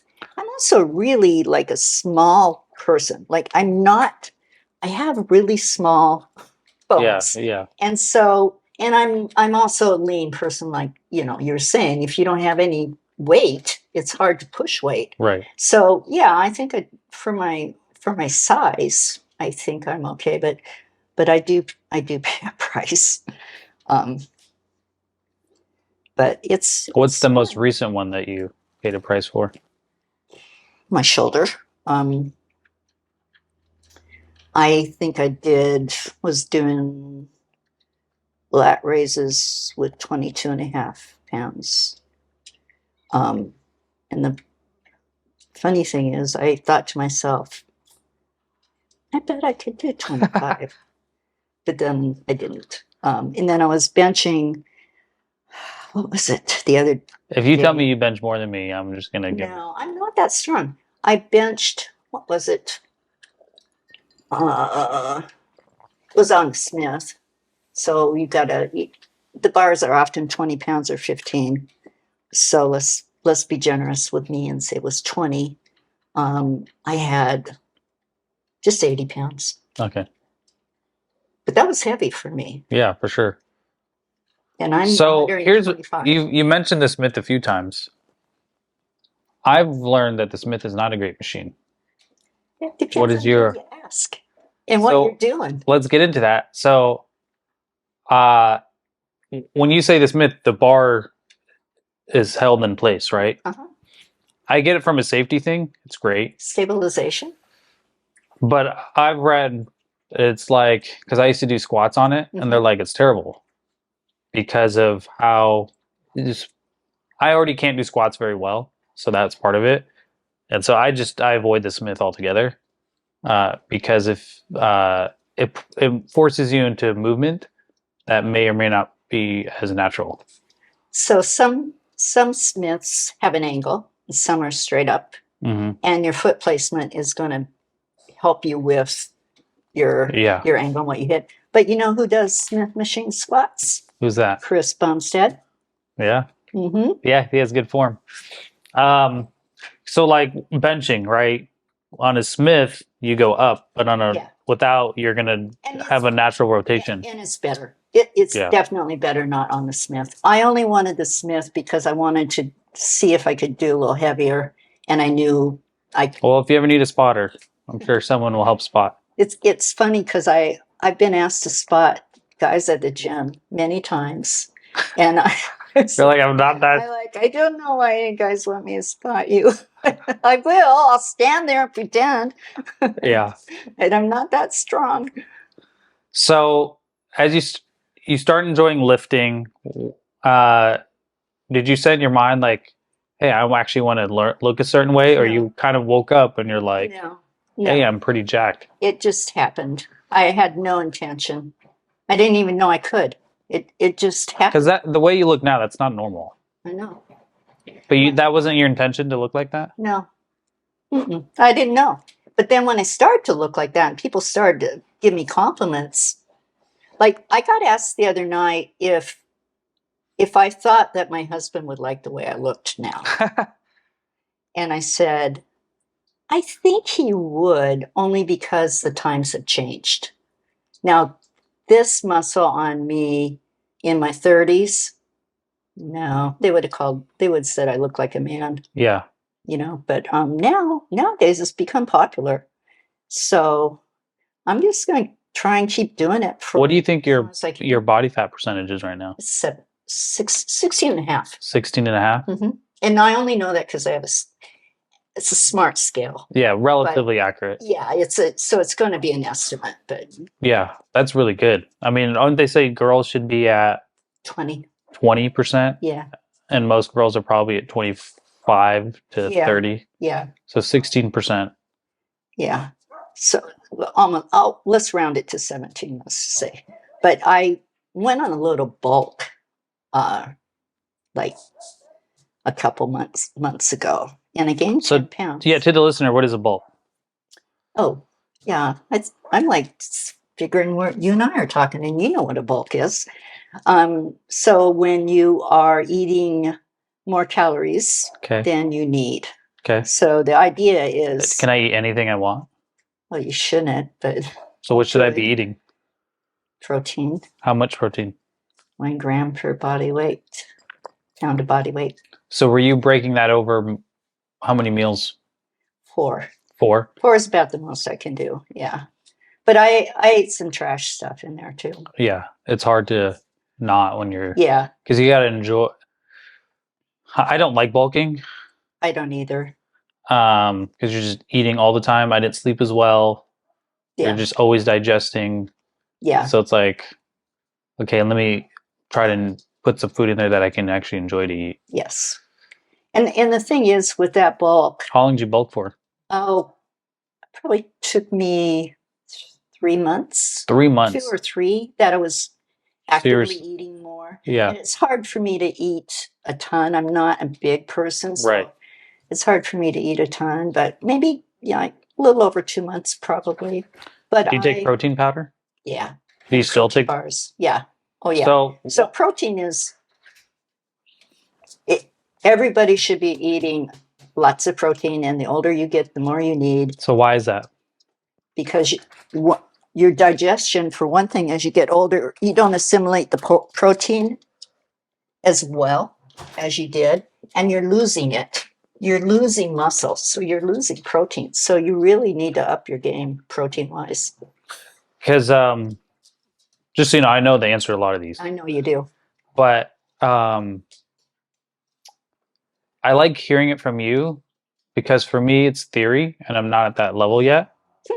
Meaning, I'm not aging like someone in their 60s and 70s. So I've read it in a book where you're living proof of, hey, I'm not just saying it, this is my reality. Yeah. And so that's why I wanted to have the conversation with you, because most older people, they eat less. Yeah. They don't work out. Mm-hmm. And they eat even less protein. Mm-hmm. Yeah. And that's the narrative they're pushing now. I'm sure you see the same articles. Yes. Hey, let's go vegan. Hey, let's eat less protein. The quality of your protein matters too. So let's go into that. Why does it matter? It's just assimilated and used better. I mean, better nutrients make a better body, period. You know, you can't get around that. And be honest with you, red meat is high in creatine, and it's the best. It's the best for you. You don't necessarily want to eat fatty hamburgers, but, you know, nice lean beef is great. My brother, I think he's 49, and he was telling me he can really feel the effects of aging. Oh, really? At 49. And so then we're talking about his diet. He's like, well, I read an article that convinced me to go vegan. I was just like, oh my goodness. I hate it when I hear that. So not only is he not eating meat anymore, but he's eating vegan and he's not getting enough protein. And I was like, bro, you're already aging. Your body's already not functioning at a high level. Yeah. And now you're no longer giving it the building blocks it needs. Yeah. It's like, well, yeah, you're going to have health issues. Like, because he'll be like, yeah, I'll do something and I'm sore the next day. Or I'll do something and I pull something. Yeah. And it's like, because you're not, protein is giving your body the building blocks it needs. Yeah. And when you're not doing that, you're going to have more health issues.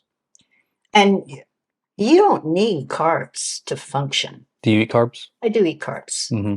But they're not a macronutrient that's required because your body can make them. Right. But it does need protein and it needs fat. Right. Those two things, you've got to feed your body that. But yeah, no, I eat carbs because I like them. Yeah.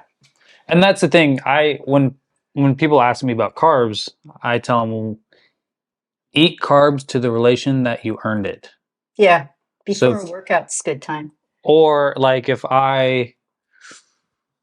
because in the summer I'll do more cardio because I'm playing with the boys, I'm outside more. Then I earn the cardio because it's like there's a period in the summertime where I'll go bike. So my I don't know how long I'll do this. Carbs. Yeah. Yeah.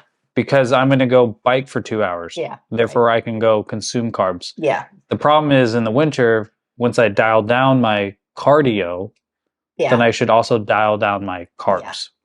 What kind of diet are you low carb normally, or? I'm at a spot right now where I prefer to be in maintenance phase, because then it's just, you just enjoy. What percent, how do you break that down? I would say it just depends how I feel that week. There's a guy I like listening to, Thomas DeLore.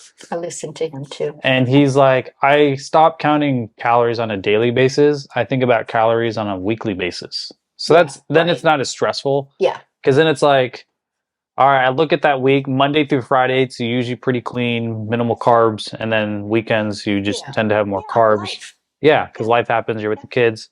So that's how, once, like if you are overweight, then you do need to be more strict. Mm-hmm.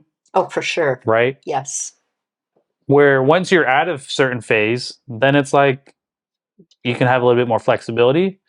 And that's the life I would prefer. I still want to, there's a few more pounds I want to lose by summertime. And now be shredded? No, because I don't want to be extreme. I've done extreme before, and I don't need that in my life. I mean, I'm a dad, like, yeah, right. So it's like, I don't need to be, my wife loves me. Yeah. It doesn't look nice to look in the mirror and you can see your six pack. Yeah. Yeah. But how much more of the six pack do you need? Yeah.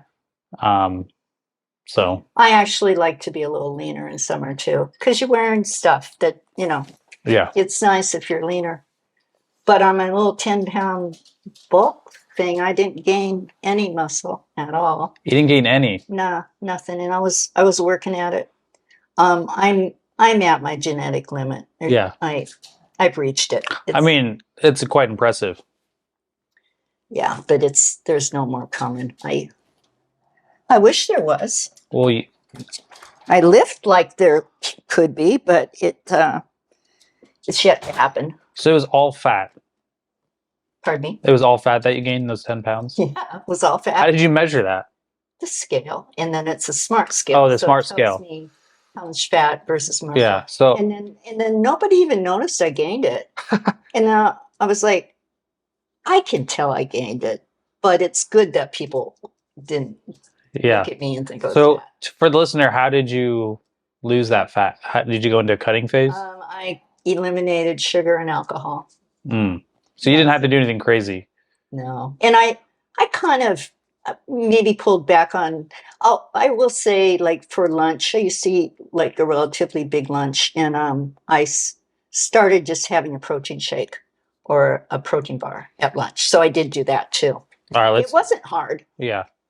So and I haven't lost it all. I've lost 5 pounds. So I've got 5 more before I'm back to where I was. Mm. So what's the most important meal of the day, you think? For me or in general? In general. That's breakfast. I love my breakfast. And what consists of your breakfast? Protein, carbs, and fat. So a typical breakfast. Mm-hmm. People are always surprised when I tell them this. But I will have pancakes, usually chocolate chip. And so here's what I don't get. Don't you get lonely cooking for yourself? Or bored? Or don't you want to share that with someone? Well, I do. I go out all the time. Oh, you mean my cooking with somebody? I invite people over. For breakfast? Not for breakfast. Okay.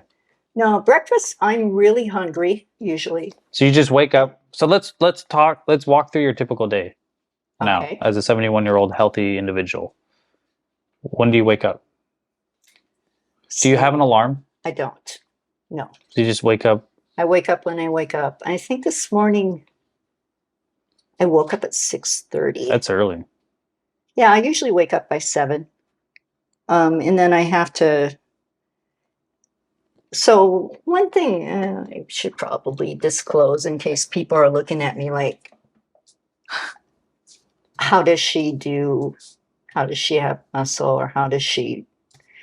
I am on hormone therapy. That's common now. Well, I They're also encouraging have in it. testosterone in my hormone therapy. So I have estrogen, progesterone, testosterone. So do you have a doctor that's monitoring that? Yep. And how often do you get those levels checked? Every 6 months. So you like Liver King status? No. Where he's like, not even close. He's like, I'm natty. Yeah. So would you consider yourself natty? Yes. Well, I'm not. I'm not natural because I'm on hormone therapy, but they're very low doses. At my age, you no longer make testosterone. Right. None. So like, that's why natty versus not natty, it's not an easy answer. Because you could argue that.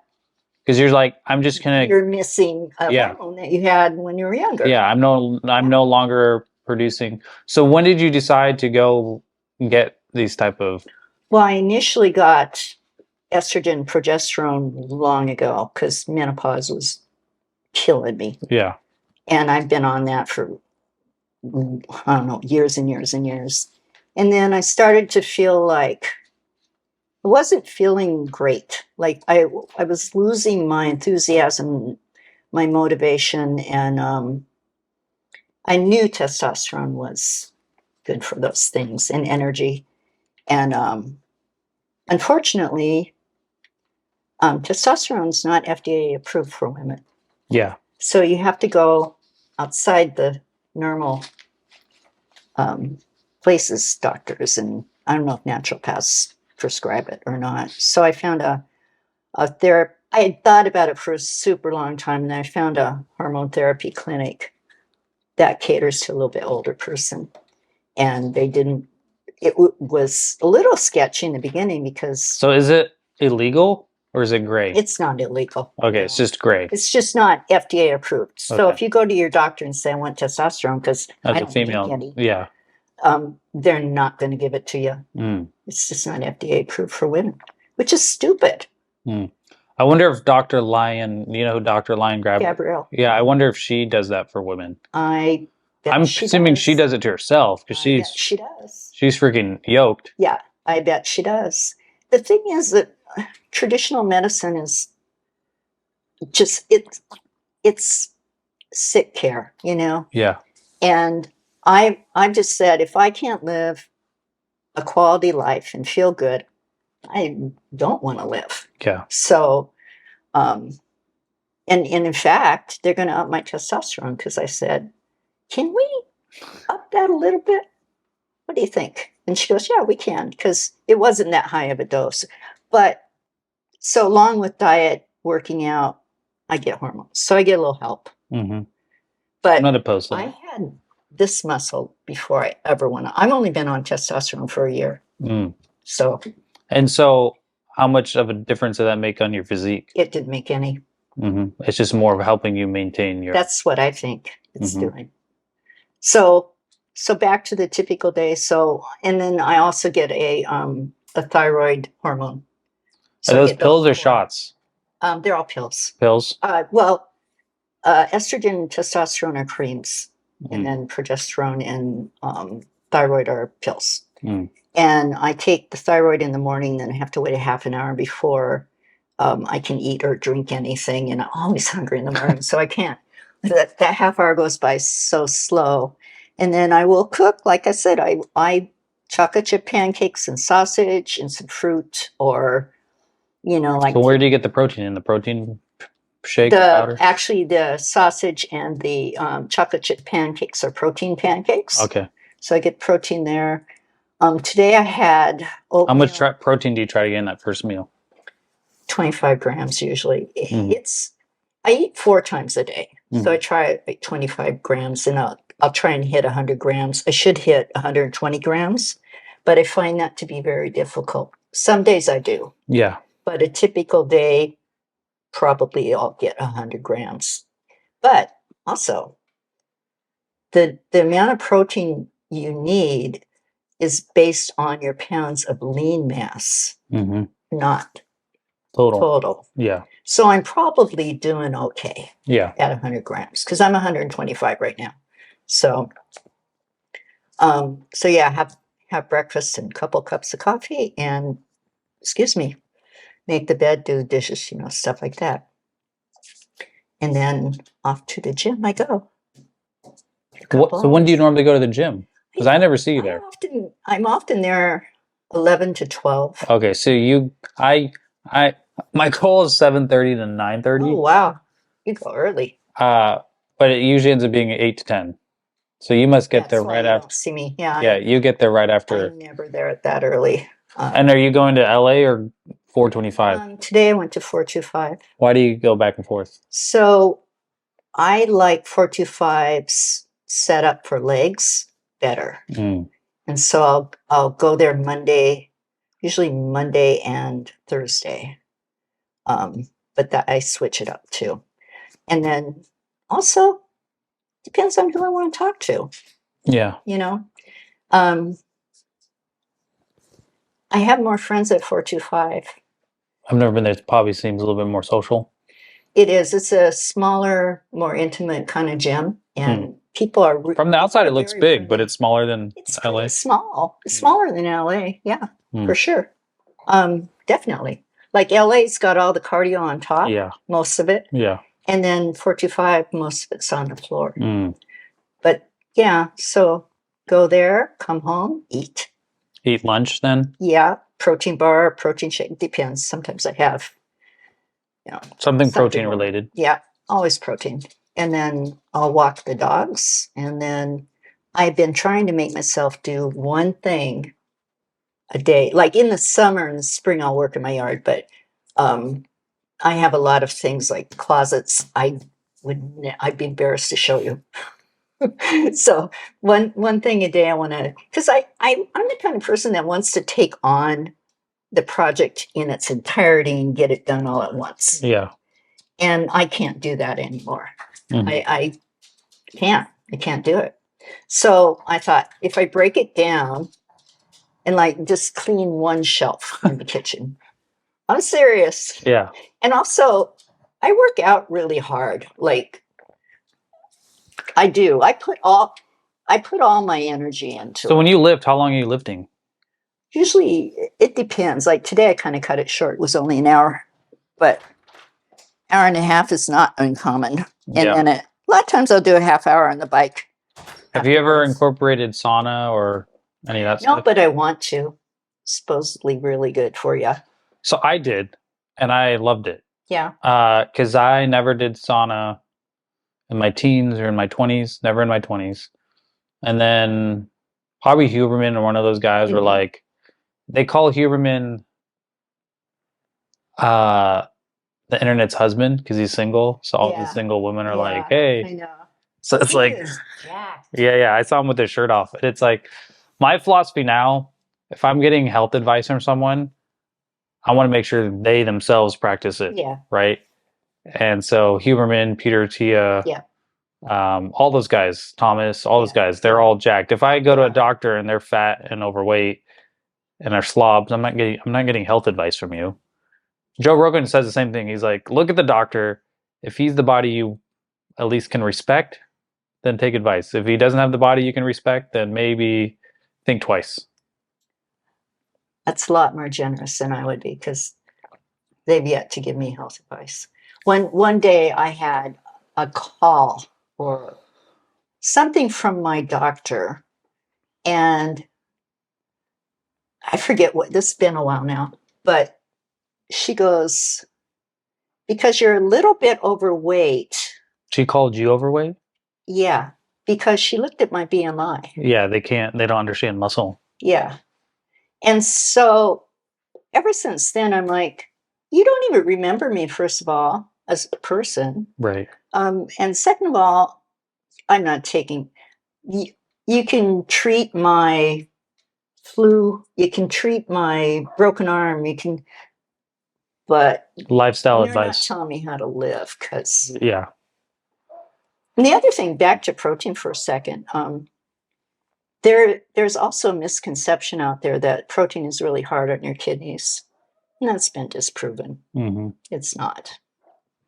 There's a narrative around protein right now that I didn't get swept up in it, thankfully, but because I I think me and you, it's interesting. Me and you, we like learning and yes, definitely reading and watching. And so there was a phase in my life where I was big into fasting because I wanted to lose weight. Mm-hmm. And I was like, well, I'll try fasting. Yeah. What all the fasters forget to mention is you will also lose muscle. Yes. Yeah. And thankfully, I'm still young enough where I was able to rebuild it. But so I went from 170 down to 140. Wow. In like 6 months, maybe a little less. Was it intermittent fasting? No. So when I did fasting, I did days without eating. Wow. So I would do 24-hour fast all the time, at least once or twice a week. Then they turned into 40-hour fasts. And then I did 3-day fast, 4-day fast, 5-day fast, 6-day fast. I was shooting for a 7-day fast, and I got to 127 hours, which is like 6 days and something. And then I was like, okay, I'm going to eat. It was usually like at midnight or something. Were you even hungry? Because I heard when you fast that long, there's a feeling of well-being that comes over you. And so here's what's interesting. Fasting is easier than cutting weight. Because when you're cutting, you're starving yourself. Yeah. Because you're giving your body food, but not to the point where it's full. Yeah. So you're sending a signal to your body like, here's some food, but that's all I'm going to give you. When your body's like, hey, I'm used to getting more food. When you're fasting, your body eventually realizes he's no longer getting food. So we're going to stop sending him the signal to go eat. I see. So it's like, I'm glad I went through it because I learned a lot about my body. Because you learn a lot once you learn you need food. But you start understanding like throughout this whole journey, and I'm curious what your journey, some of the things you've learned, is I'm having a better idea and framework of your body. Like, here's something that I've recently idea that I've had is a lot of people look down on their body, or they think their body's dumb or it's not smart or whatever. No. Meaning like your mind is in control, but your body's. No. And so I tell people, your body, you don't control most of your body. You don't control your heart. You don't control your lungs. Your body is extremely intelligent. Mm-hmm. It's running all these algorithms, right?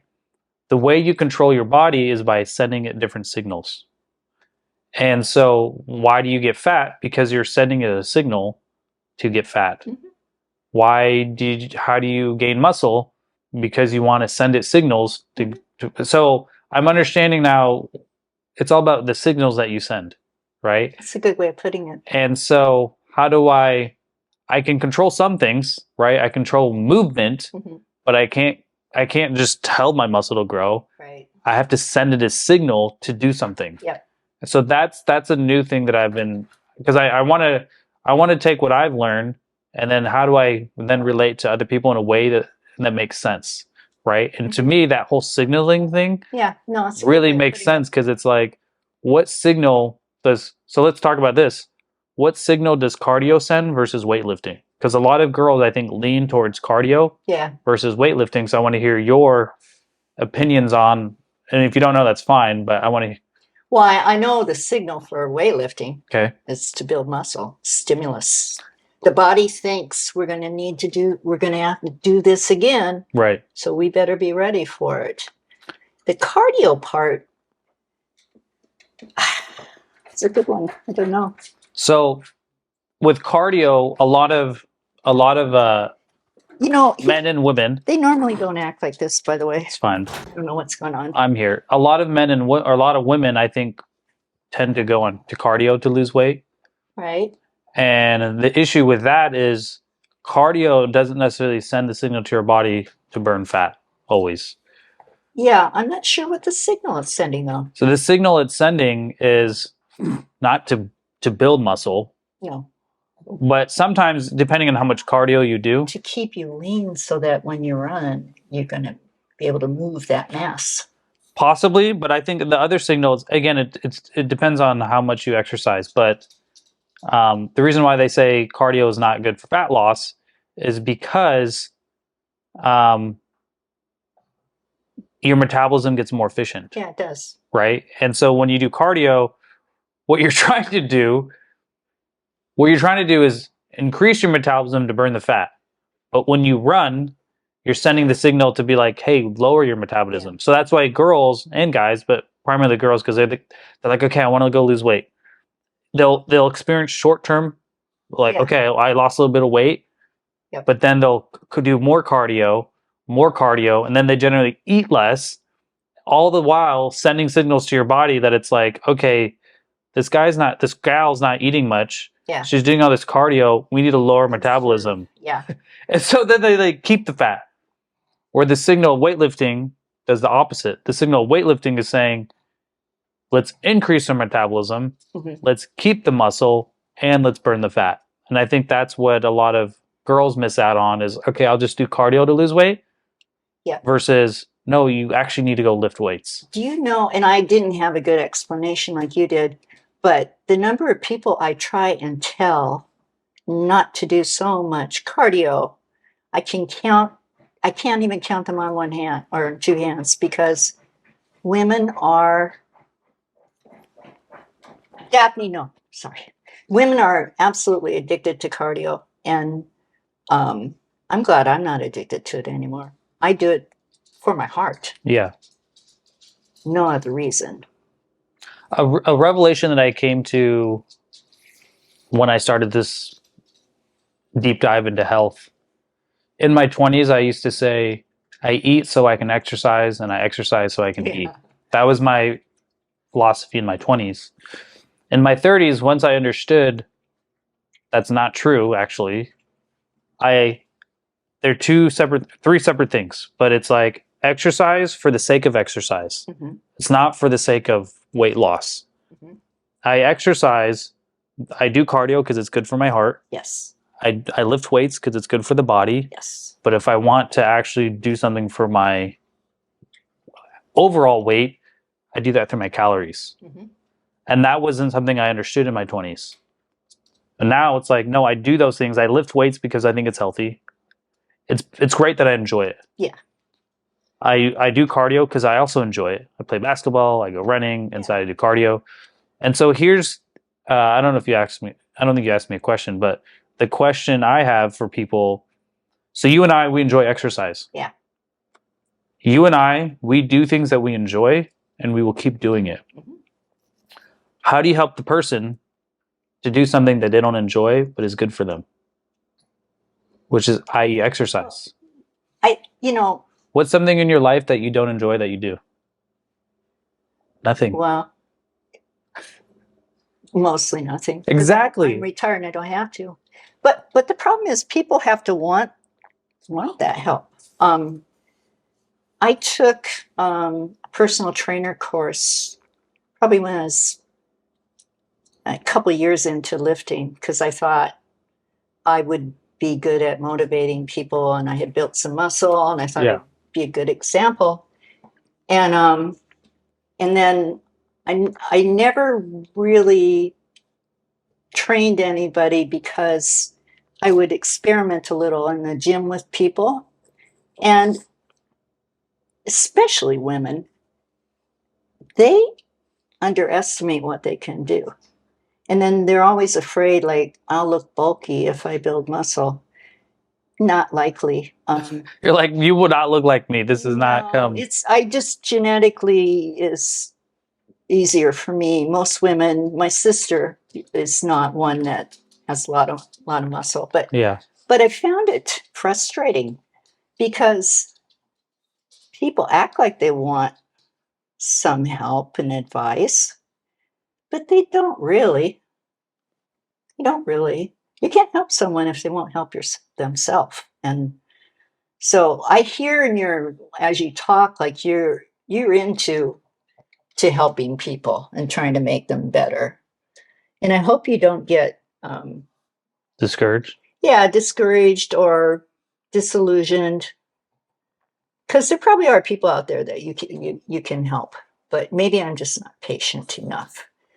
But when you said you wanted to talk to me about, you thought I could be an inspiration, the thing was, like, I would love to be an inspiration to people, so that you're older doesn't mean you can't lift weights. It doesn't mean you can't look fit.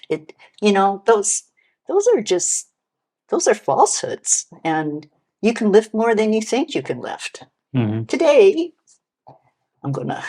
it's bragging for me. It wouldn't be anything for me, but I was lat pulling 120. I was like, that's a PR for me. Yeah, that's almost your body weight. Yeah. Can you do pull-ups? Oh yeah, for sure. How many pull-ups can you do? I can do 15. So, and unbroken? Yeah. That's impressive. Yeah, I can do 15. So I'll have you. And I can do more chin-ups and pull-ups, but this one, I never practiced this one. That one's easier because you're involving your bicep. Yeah, I should practice that one. I don't. There was a 20-year-old. You probably see him there. He broke his ankle last year. Yeah, I've seen him. Interesting guy. He was wearing a boot for a while. Yeah, and so I met him in the sauna, and I try to engage with the young adults. Uh-huh. I learned this trick from Patrick Bet-David, but it's like change is going to happen. So we already know change is going to happen. It's the matter of how the change occurs. I don't know if I shared this with you yet. I don't think so. So he said, someone asked him, what are your thoughts on Gen Z? He's like, well, he smiled and he's like, well, I know change is going to happen. And it happens in 3 ways. It's deliberate, mm-hmm. It's forced, or it's accidental. Accidental change is me and you are having a conversation. You share something with me. And you're like, oh, I really like this protein powder. And I'm like, oh, I've been looking for protein powder. Then I start. Yeah. I buy that protein powder. That's accidental. Forced is you go to your job, they fire you. That wasn't something you planned. That was just something like you had no control over. And deliberate is what you and I do, is personal development. It's learning, it's watching videos, it's reading.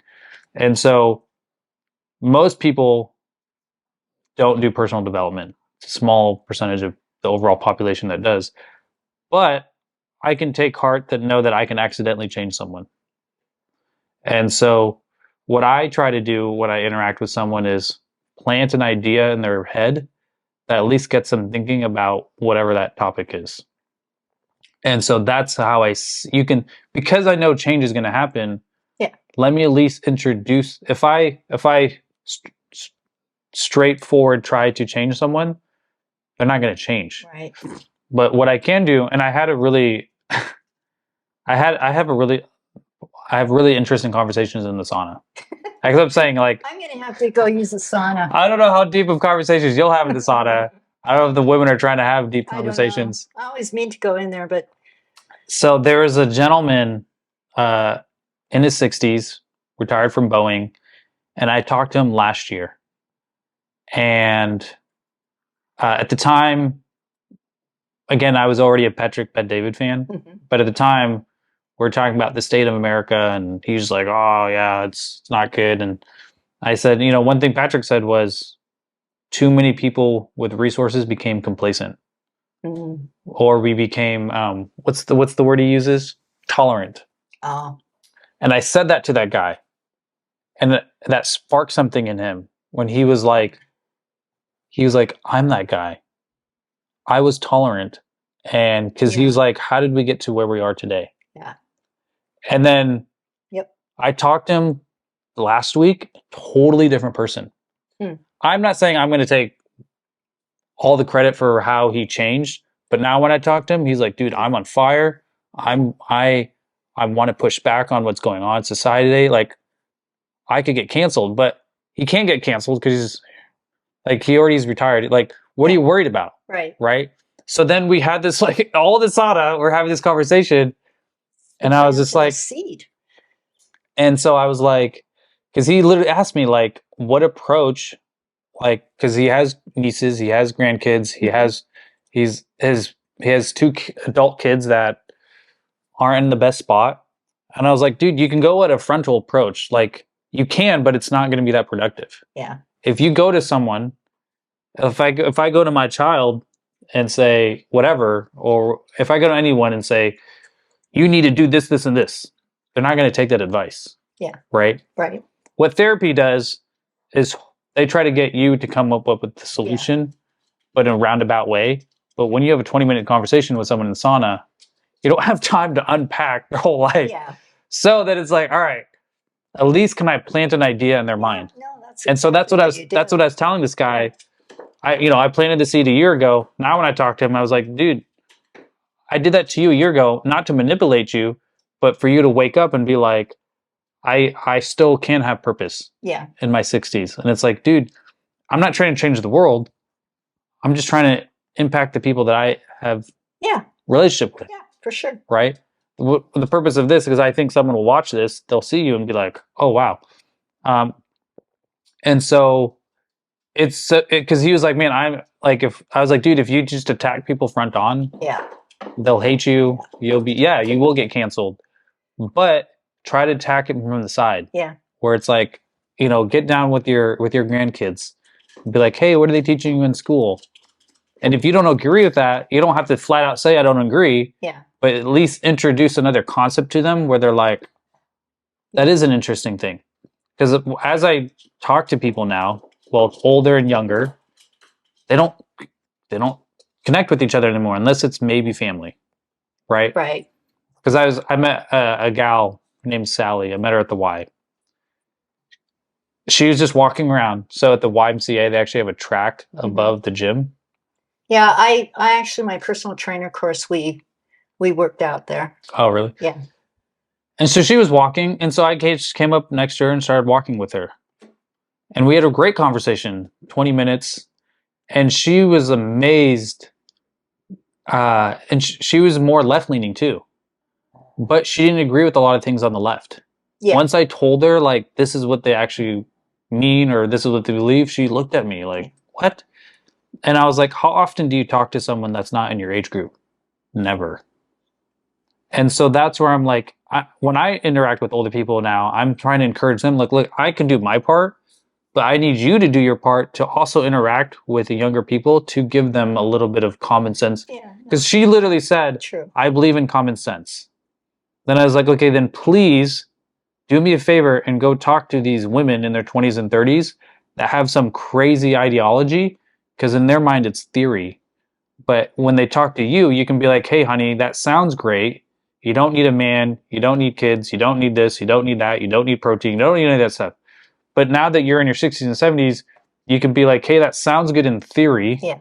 But this is the reality of it. And that's what people older can provide that I can't. I can't provide that because a lot of what I say is theory. Yeah. Or based on my little reality.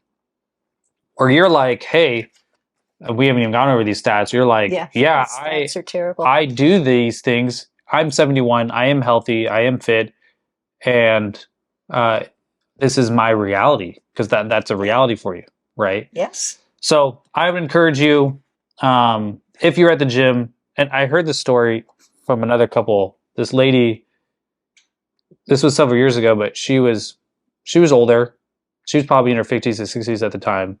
And she saw these 20-year-old girls. She heard them looking at the mirror and talking very negative about themselves. Oh, I'm too fat. Oh, I'm too this. And so she had two things. She could have said nothing. Yeah. Or she went over there and said, you know what, girls? Your girls are beautiful. You should appreciate your body. And she just left it at that. She didn't preach at them. She just went over as a grandmother and said, hey, for so many years of my life, I struggled with beauty. I struggled with body image. Hopefully, she planted a seed in their mind where they're like, you know what, maybe that lady's onto something where I can be more appreciative to my body. Yeah. And that's all she did. She planted that seed. We don't know what happened to that. Right. What feedback she got. But that's what we're missing today. As young people, they have their place in society. A lot of it's theory. The reason why we still have older people is so they can check them. Yeah. They can be like, hey, that's just, that doesn't work once you actually plan it out. I guess you kind of worry, about giving unsolicited advice in this day and age. Yeah. Don't know what. So then it's not advice. So it's, because I've had conversations with other people about this. It's opening a door, a window, and then you don't give them advice necessarily. It's opening the door, and if they walk in, then you can give them more. But for me, it's more or less giving them something else that they're not getting from media, right, or social media, or whatever it is. So I'm not necessarily giving them advice as more as I am trying to give them another way to think about something. Yeah. And then if they come back, then it's like, cool. Let's now, once they ask for more, then I'll give more. Yeah. But give them a little breadcrumb to be like, hey, I'm willing to have that conversation. I will definitely think about that the next time I'm exposed to a situation. I am such a tunnel vision person at the gym. I don't see much of what's going on. Like when you came up to me the other day, it was like it's just like you appeared. Yeah. I didn't see it coming, you know. Because I know there's probably lots of women at the gym that are self-conscious. I'm not beautiful. I'm fat. And if I would never go up to them, but if you went up to them and you're like, hey girl, I appreciate the work you're doing. You look great. You should be proud of yourself. That will probably mean a lot to that girl. Yeah. I would say most of the time the girl's you may get that one girl, it's like, I can't believe this, blah, blah, blah.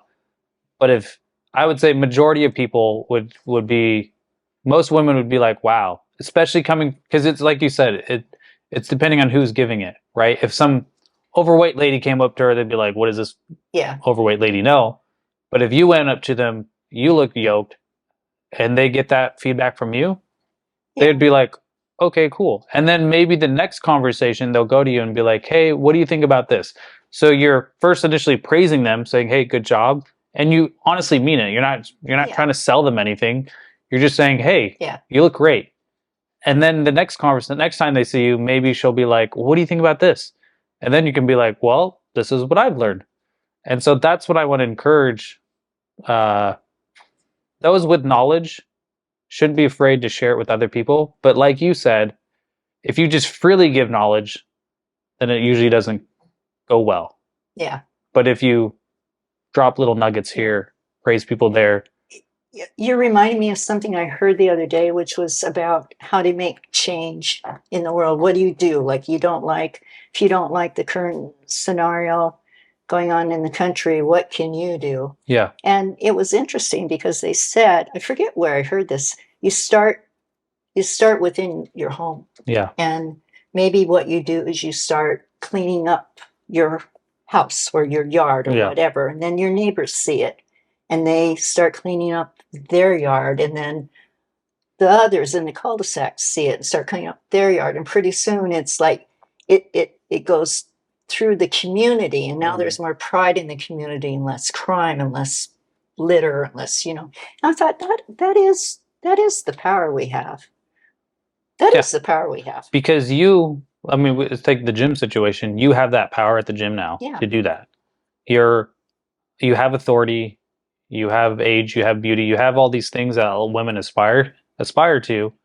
And so you can do that because you can say, hey, you look beautiful. Appreciate that. Because how many women, I want to talk to you about the topic of beauty, but like, did you struggle with your beauty or any of that stuff when you were young? Was that an issue for you? It didn't seem like it probably was for you. Or I think for a lot of women, that is a struggle. Yeah, no, I got enough positive feedback that I really, it's a, yeah. Because here's what's crazy. There's 20-year-old girls now that are doing Botox, fillers, and all that stuff. And it's like, girl, you don't need to do that stuff. Yeah. It's hard because of what you see on TV, and, you know, the Kardashians should just go away because they're very if you're looking at them as your role model, you're going to be sorely disappointed because most of the pictures you see, probably all the pictures you see of them are edited. Yeah. Them in real life are extremely edited. Yep. Yeah. And so that's why women like you are be like, no, this is what beauty looks like. This is what aging looks like. This is what strength looks like. And so I would much rather you be a role model for women than a Kim Kardashian. Yeah. And the thing is, so a couple of years back, actually now, I was going to get a facelift because I didn't like what I saw. And I thought to myself, I want the body and the face to match. And I had a couple people in my family that were like, don't do it, Mom. Don't do it. My sister said it too. You're gonna look weird. They often look weird. Or you see the celebrities who've done it, yeah. Or the other scenarios is they look a little better, but they don't look enough better to have spent $25,000 and gone through the whole thing. And it's taken me now, I still can't say I'm there 100%, but I'm closer to accepting it. Mm-hmm. Because even if I had done the surgery, I'd probably still look my age. Like they don't turn, it's not how people think that the surgery doesn't turn back the hands of time. Mm-hmm. It just tightens things up and you look a little better, but you're still going to come off as if you look at Jane Fonda, mm-hmm. she's had a lot of work done and she looks really good, but she still looks like an older lady, you mm-hmm. know? There's I forget her name, but I saw on a TV show, Jodie Foster. Yeah. She looks very aged now. Yeah. I think I saw her too.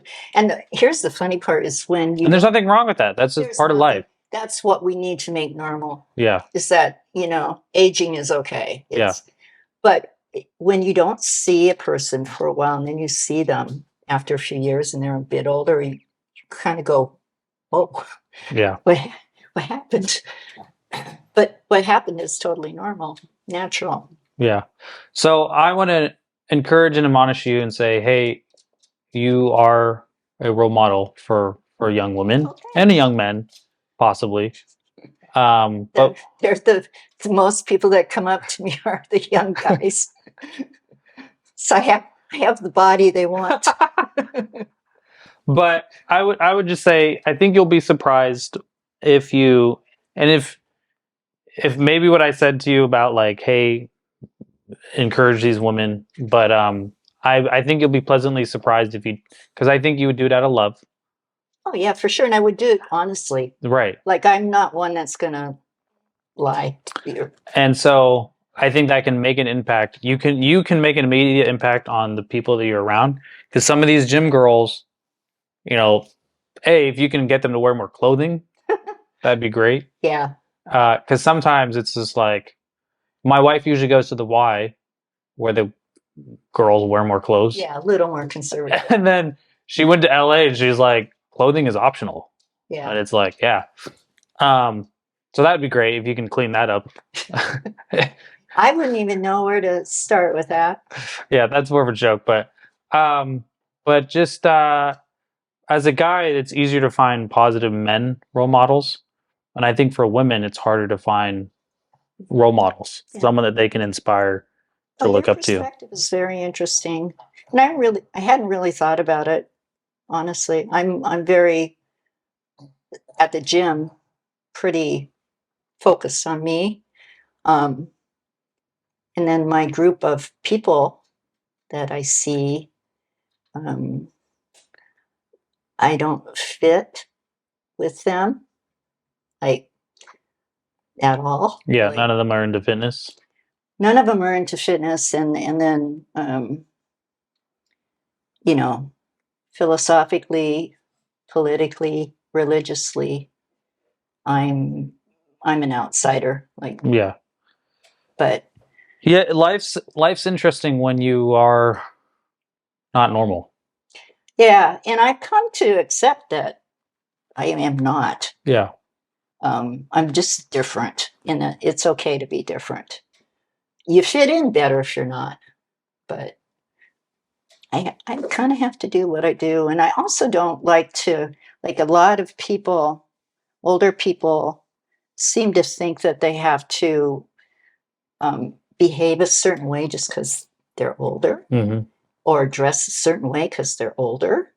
And I don't subscribe to that. Like I like to, when I go out, I like to wear my leather leggings, and that's what I like to wear. Yeah. And boots, and most of my acquaintances wouldn't be caught dead in it. But yeah. Well, I have a daughter, And so I do try to find, not proactively, but if I see a woman that obviously her mom's going to be her main role model. I was going to say. Right. But again, I have multiple men that I look up to. Yeah. Multiple, not just Patrick, but multiple guys that I respect. In the female world, there's less of that for whatever reason. And so I, not proactively looking, but it's like, I would, hopefully my daughter can meet you someday, and I'd love she to. can, she's beautiful. She can be inspired by you as well. And it's funny, she likes to squeeze my muscles and be like squishy. She likes to joke that it's fat. But I want my daughter to be like, you can be, I don't think she has to be extremely strong, but be healthy and strong and fit. And it's easy to aspire to something when you see someone else doing it. Right? Yeah, that's doing it. Just like when you were younger, you had someone kind of mentor you through work stuff. Yeah, for sure. Right? Yeah. But we don't all need life coaches. But it is easier to obtain something once you've seen someone else do it. Yeah. And so for you, you're showing women, no matter what age, it's never too late to get into fitness. Yeah, and to be strong. Not, for sure. I just wish more women would see it that way, but it's never encouraged. Yeah. Well, is there anything... final thoughts you have? I didn't know you had stuff on the back. So here's some interesting stats.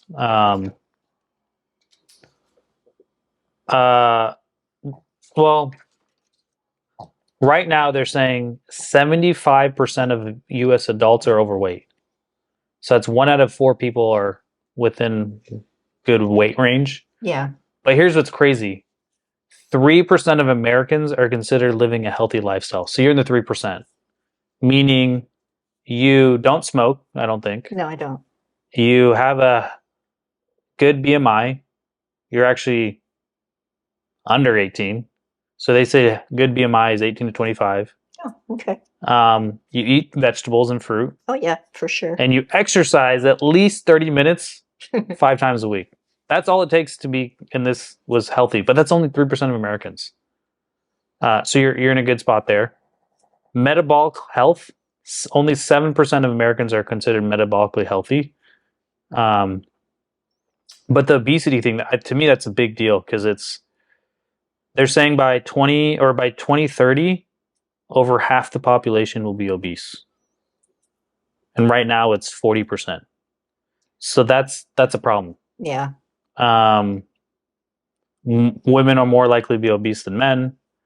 And then obesity leads to disease, stroke, type 2 diabetes, and cancer. Yeah. Which, do you deal with any health issues right now?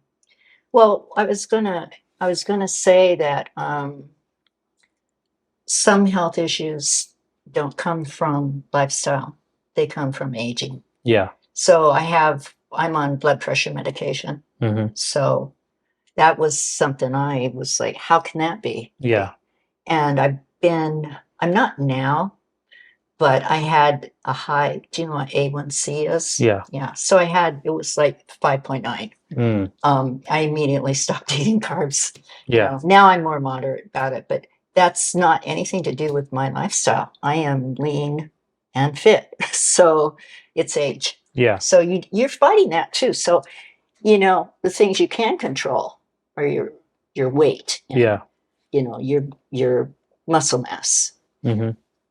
And that will help offset the other things. But Father Time is coming for us, and so do what you got to do what you can to keep yourself healthy. But yeah, I don't struggle with anything because of lifestyle. And that's what a lot of people don't get, is so much of your health can be dictated by your lifestyle. Yeah. And that's the message, if I could get across to people, it's lifestyle based. Yeah. You don't have to take a pill for everything. No. It's control your lifestyle. Yep. Send certain signals to your body so that your body will take care of you. Mm-hmm. If you take care of your body takes care of you.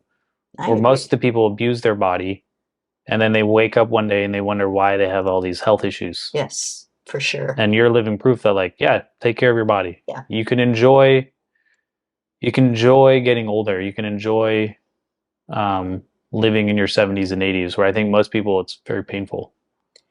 I think so too. And I don't have really any aches and pains. And considering I squat 135 and it's impressive.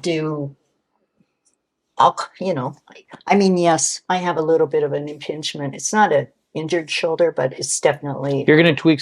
Do you go to a therapist or a chiropractor or anything? Yeah, I've been. Not for this time. Yeah. I'm trying to heal it on my own.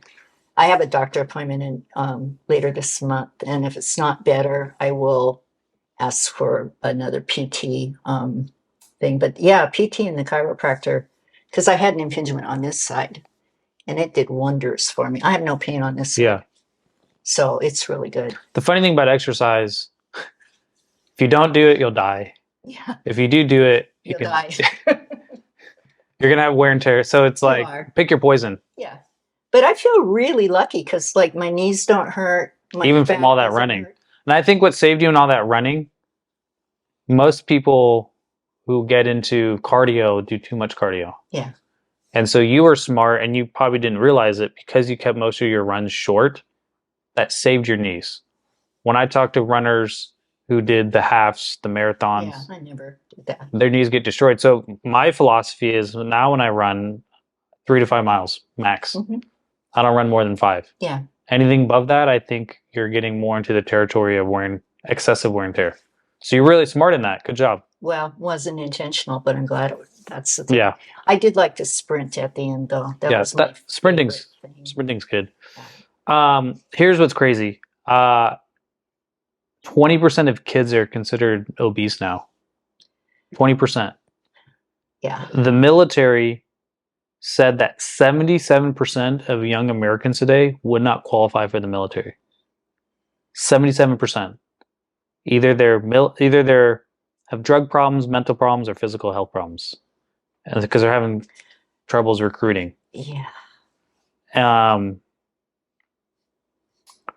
Oh, this was interesting. Back in the 70s, was what age were you? What decade 70s. Was that? I was 18 in 1970. Yeah. So back then, you had PE in school, I think. Yeah, we did. You had Presidential Fitness Award. I think so. And they even had propaganda of the president working out. Nowadays, 22% of schools don't have PE. I know, I heard that. The ones that do, maybe once a week, maybe once a month.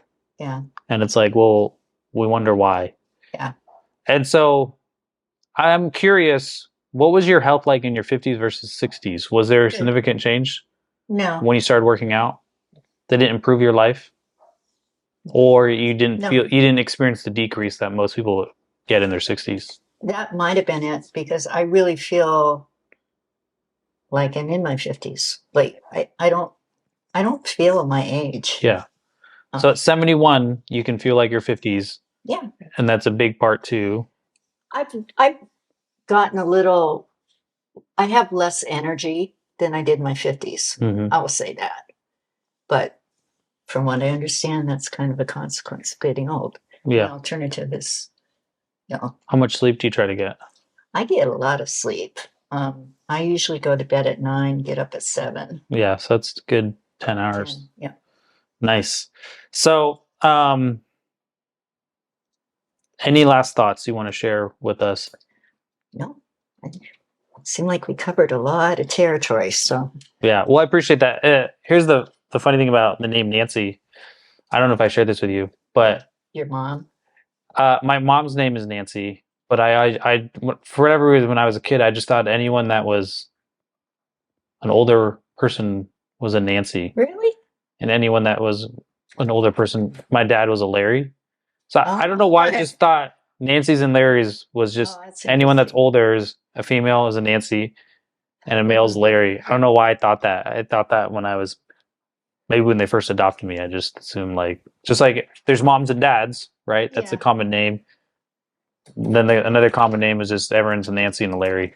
Well, the boomer generation. I've not met a young Nancy. Lindas and Nancy's and I haven't seen Nancy make a comeback. Have you met a young Nancy? I have not met a young Nancy. And yet I still feel like that name is...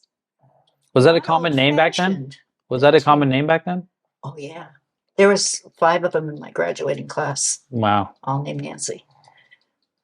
But I don't know. In my mind, it's not old-fashioned sounding. So what's your name? That just means, yeah. But yeah. I know I have not met. We need to bring that name.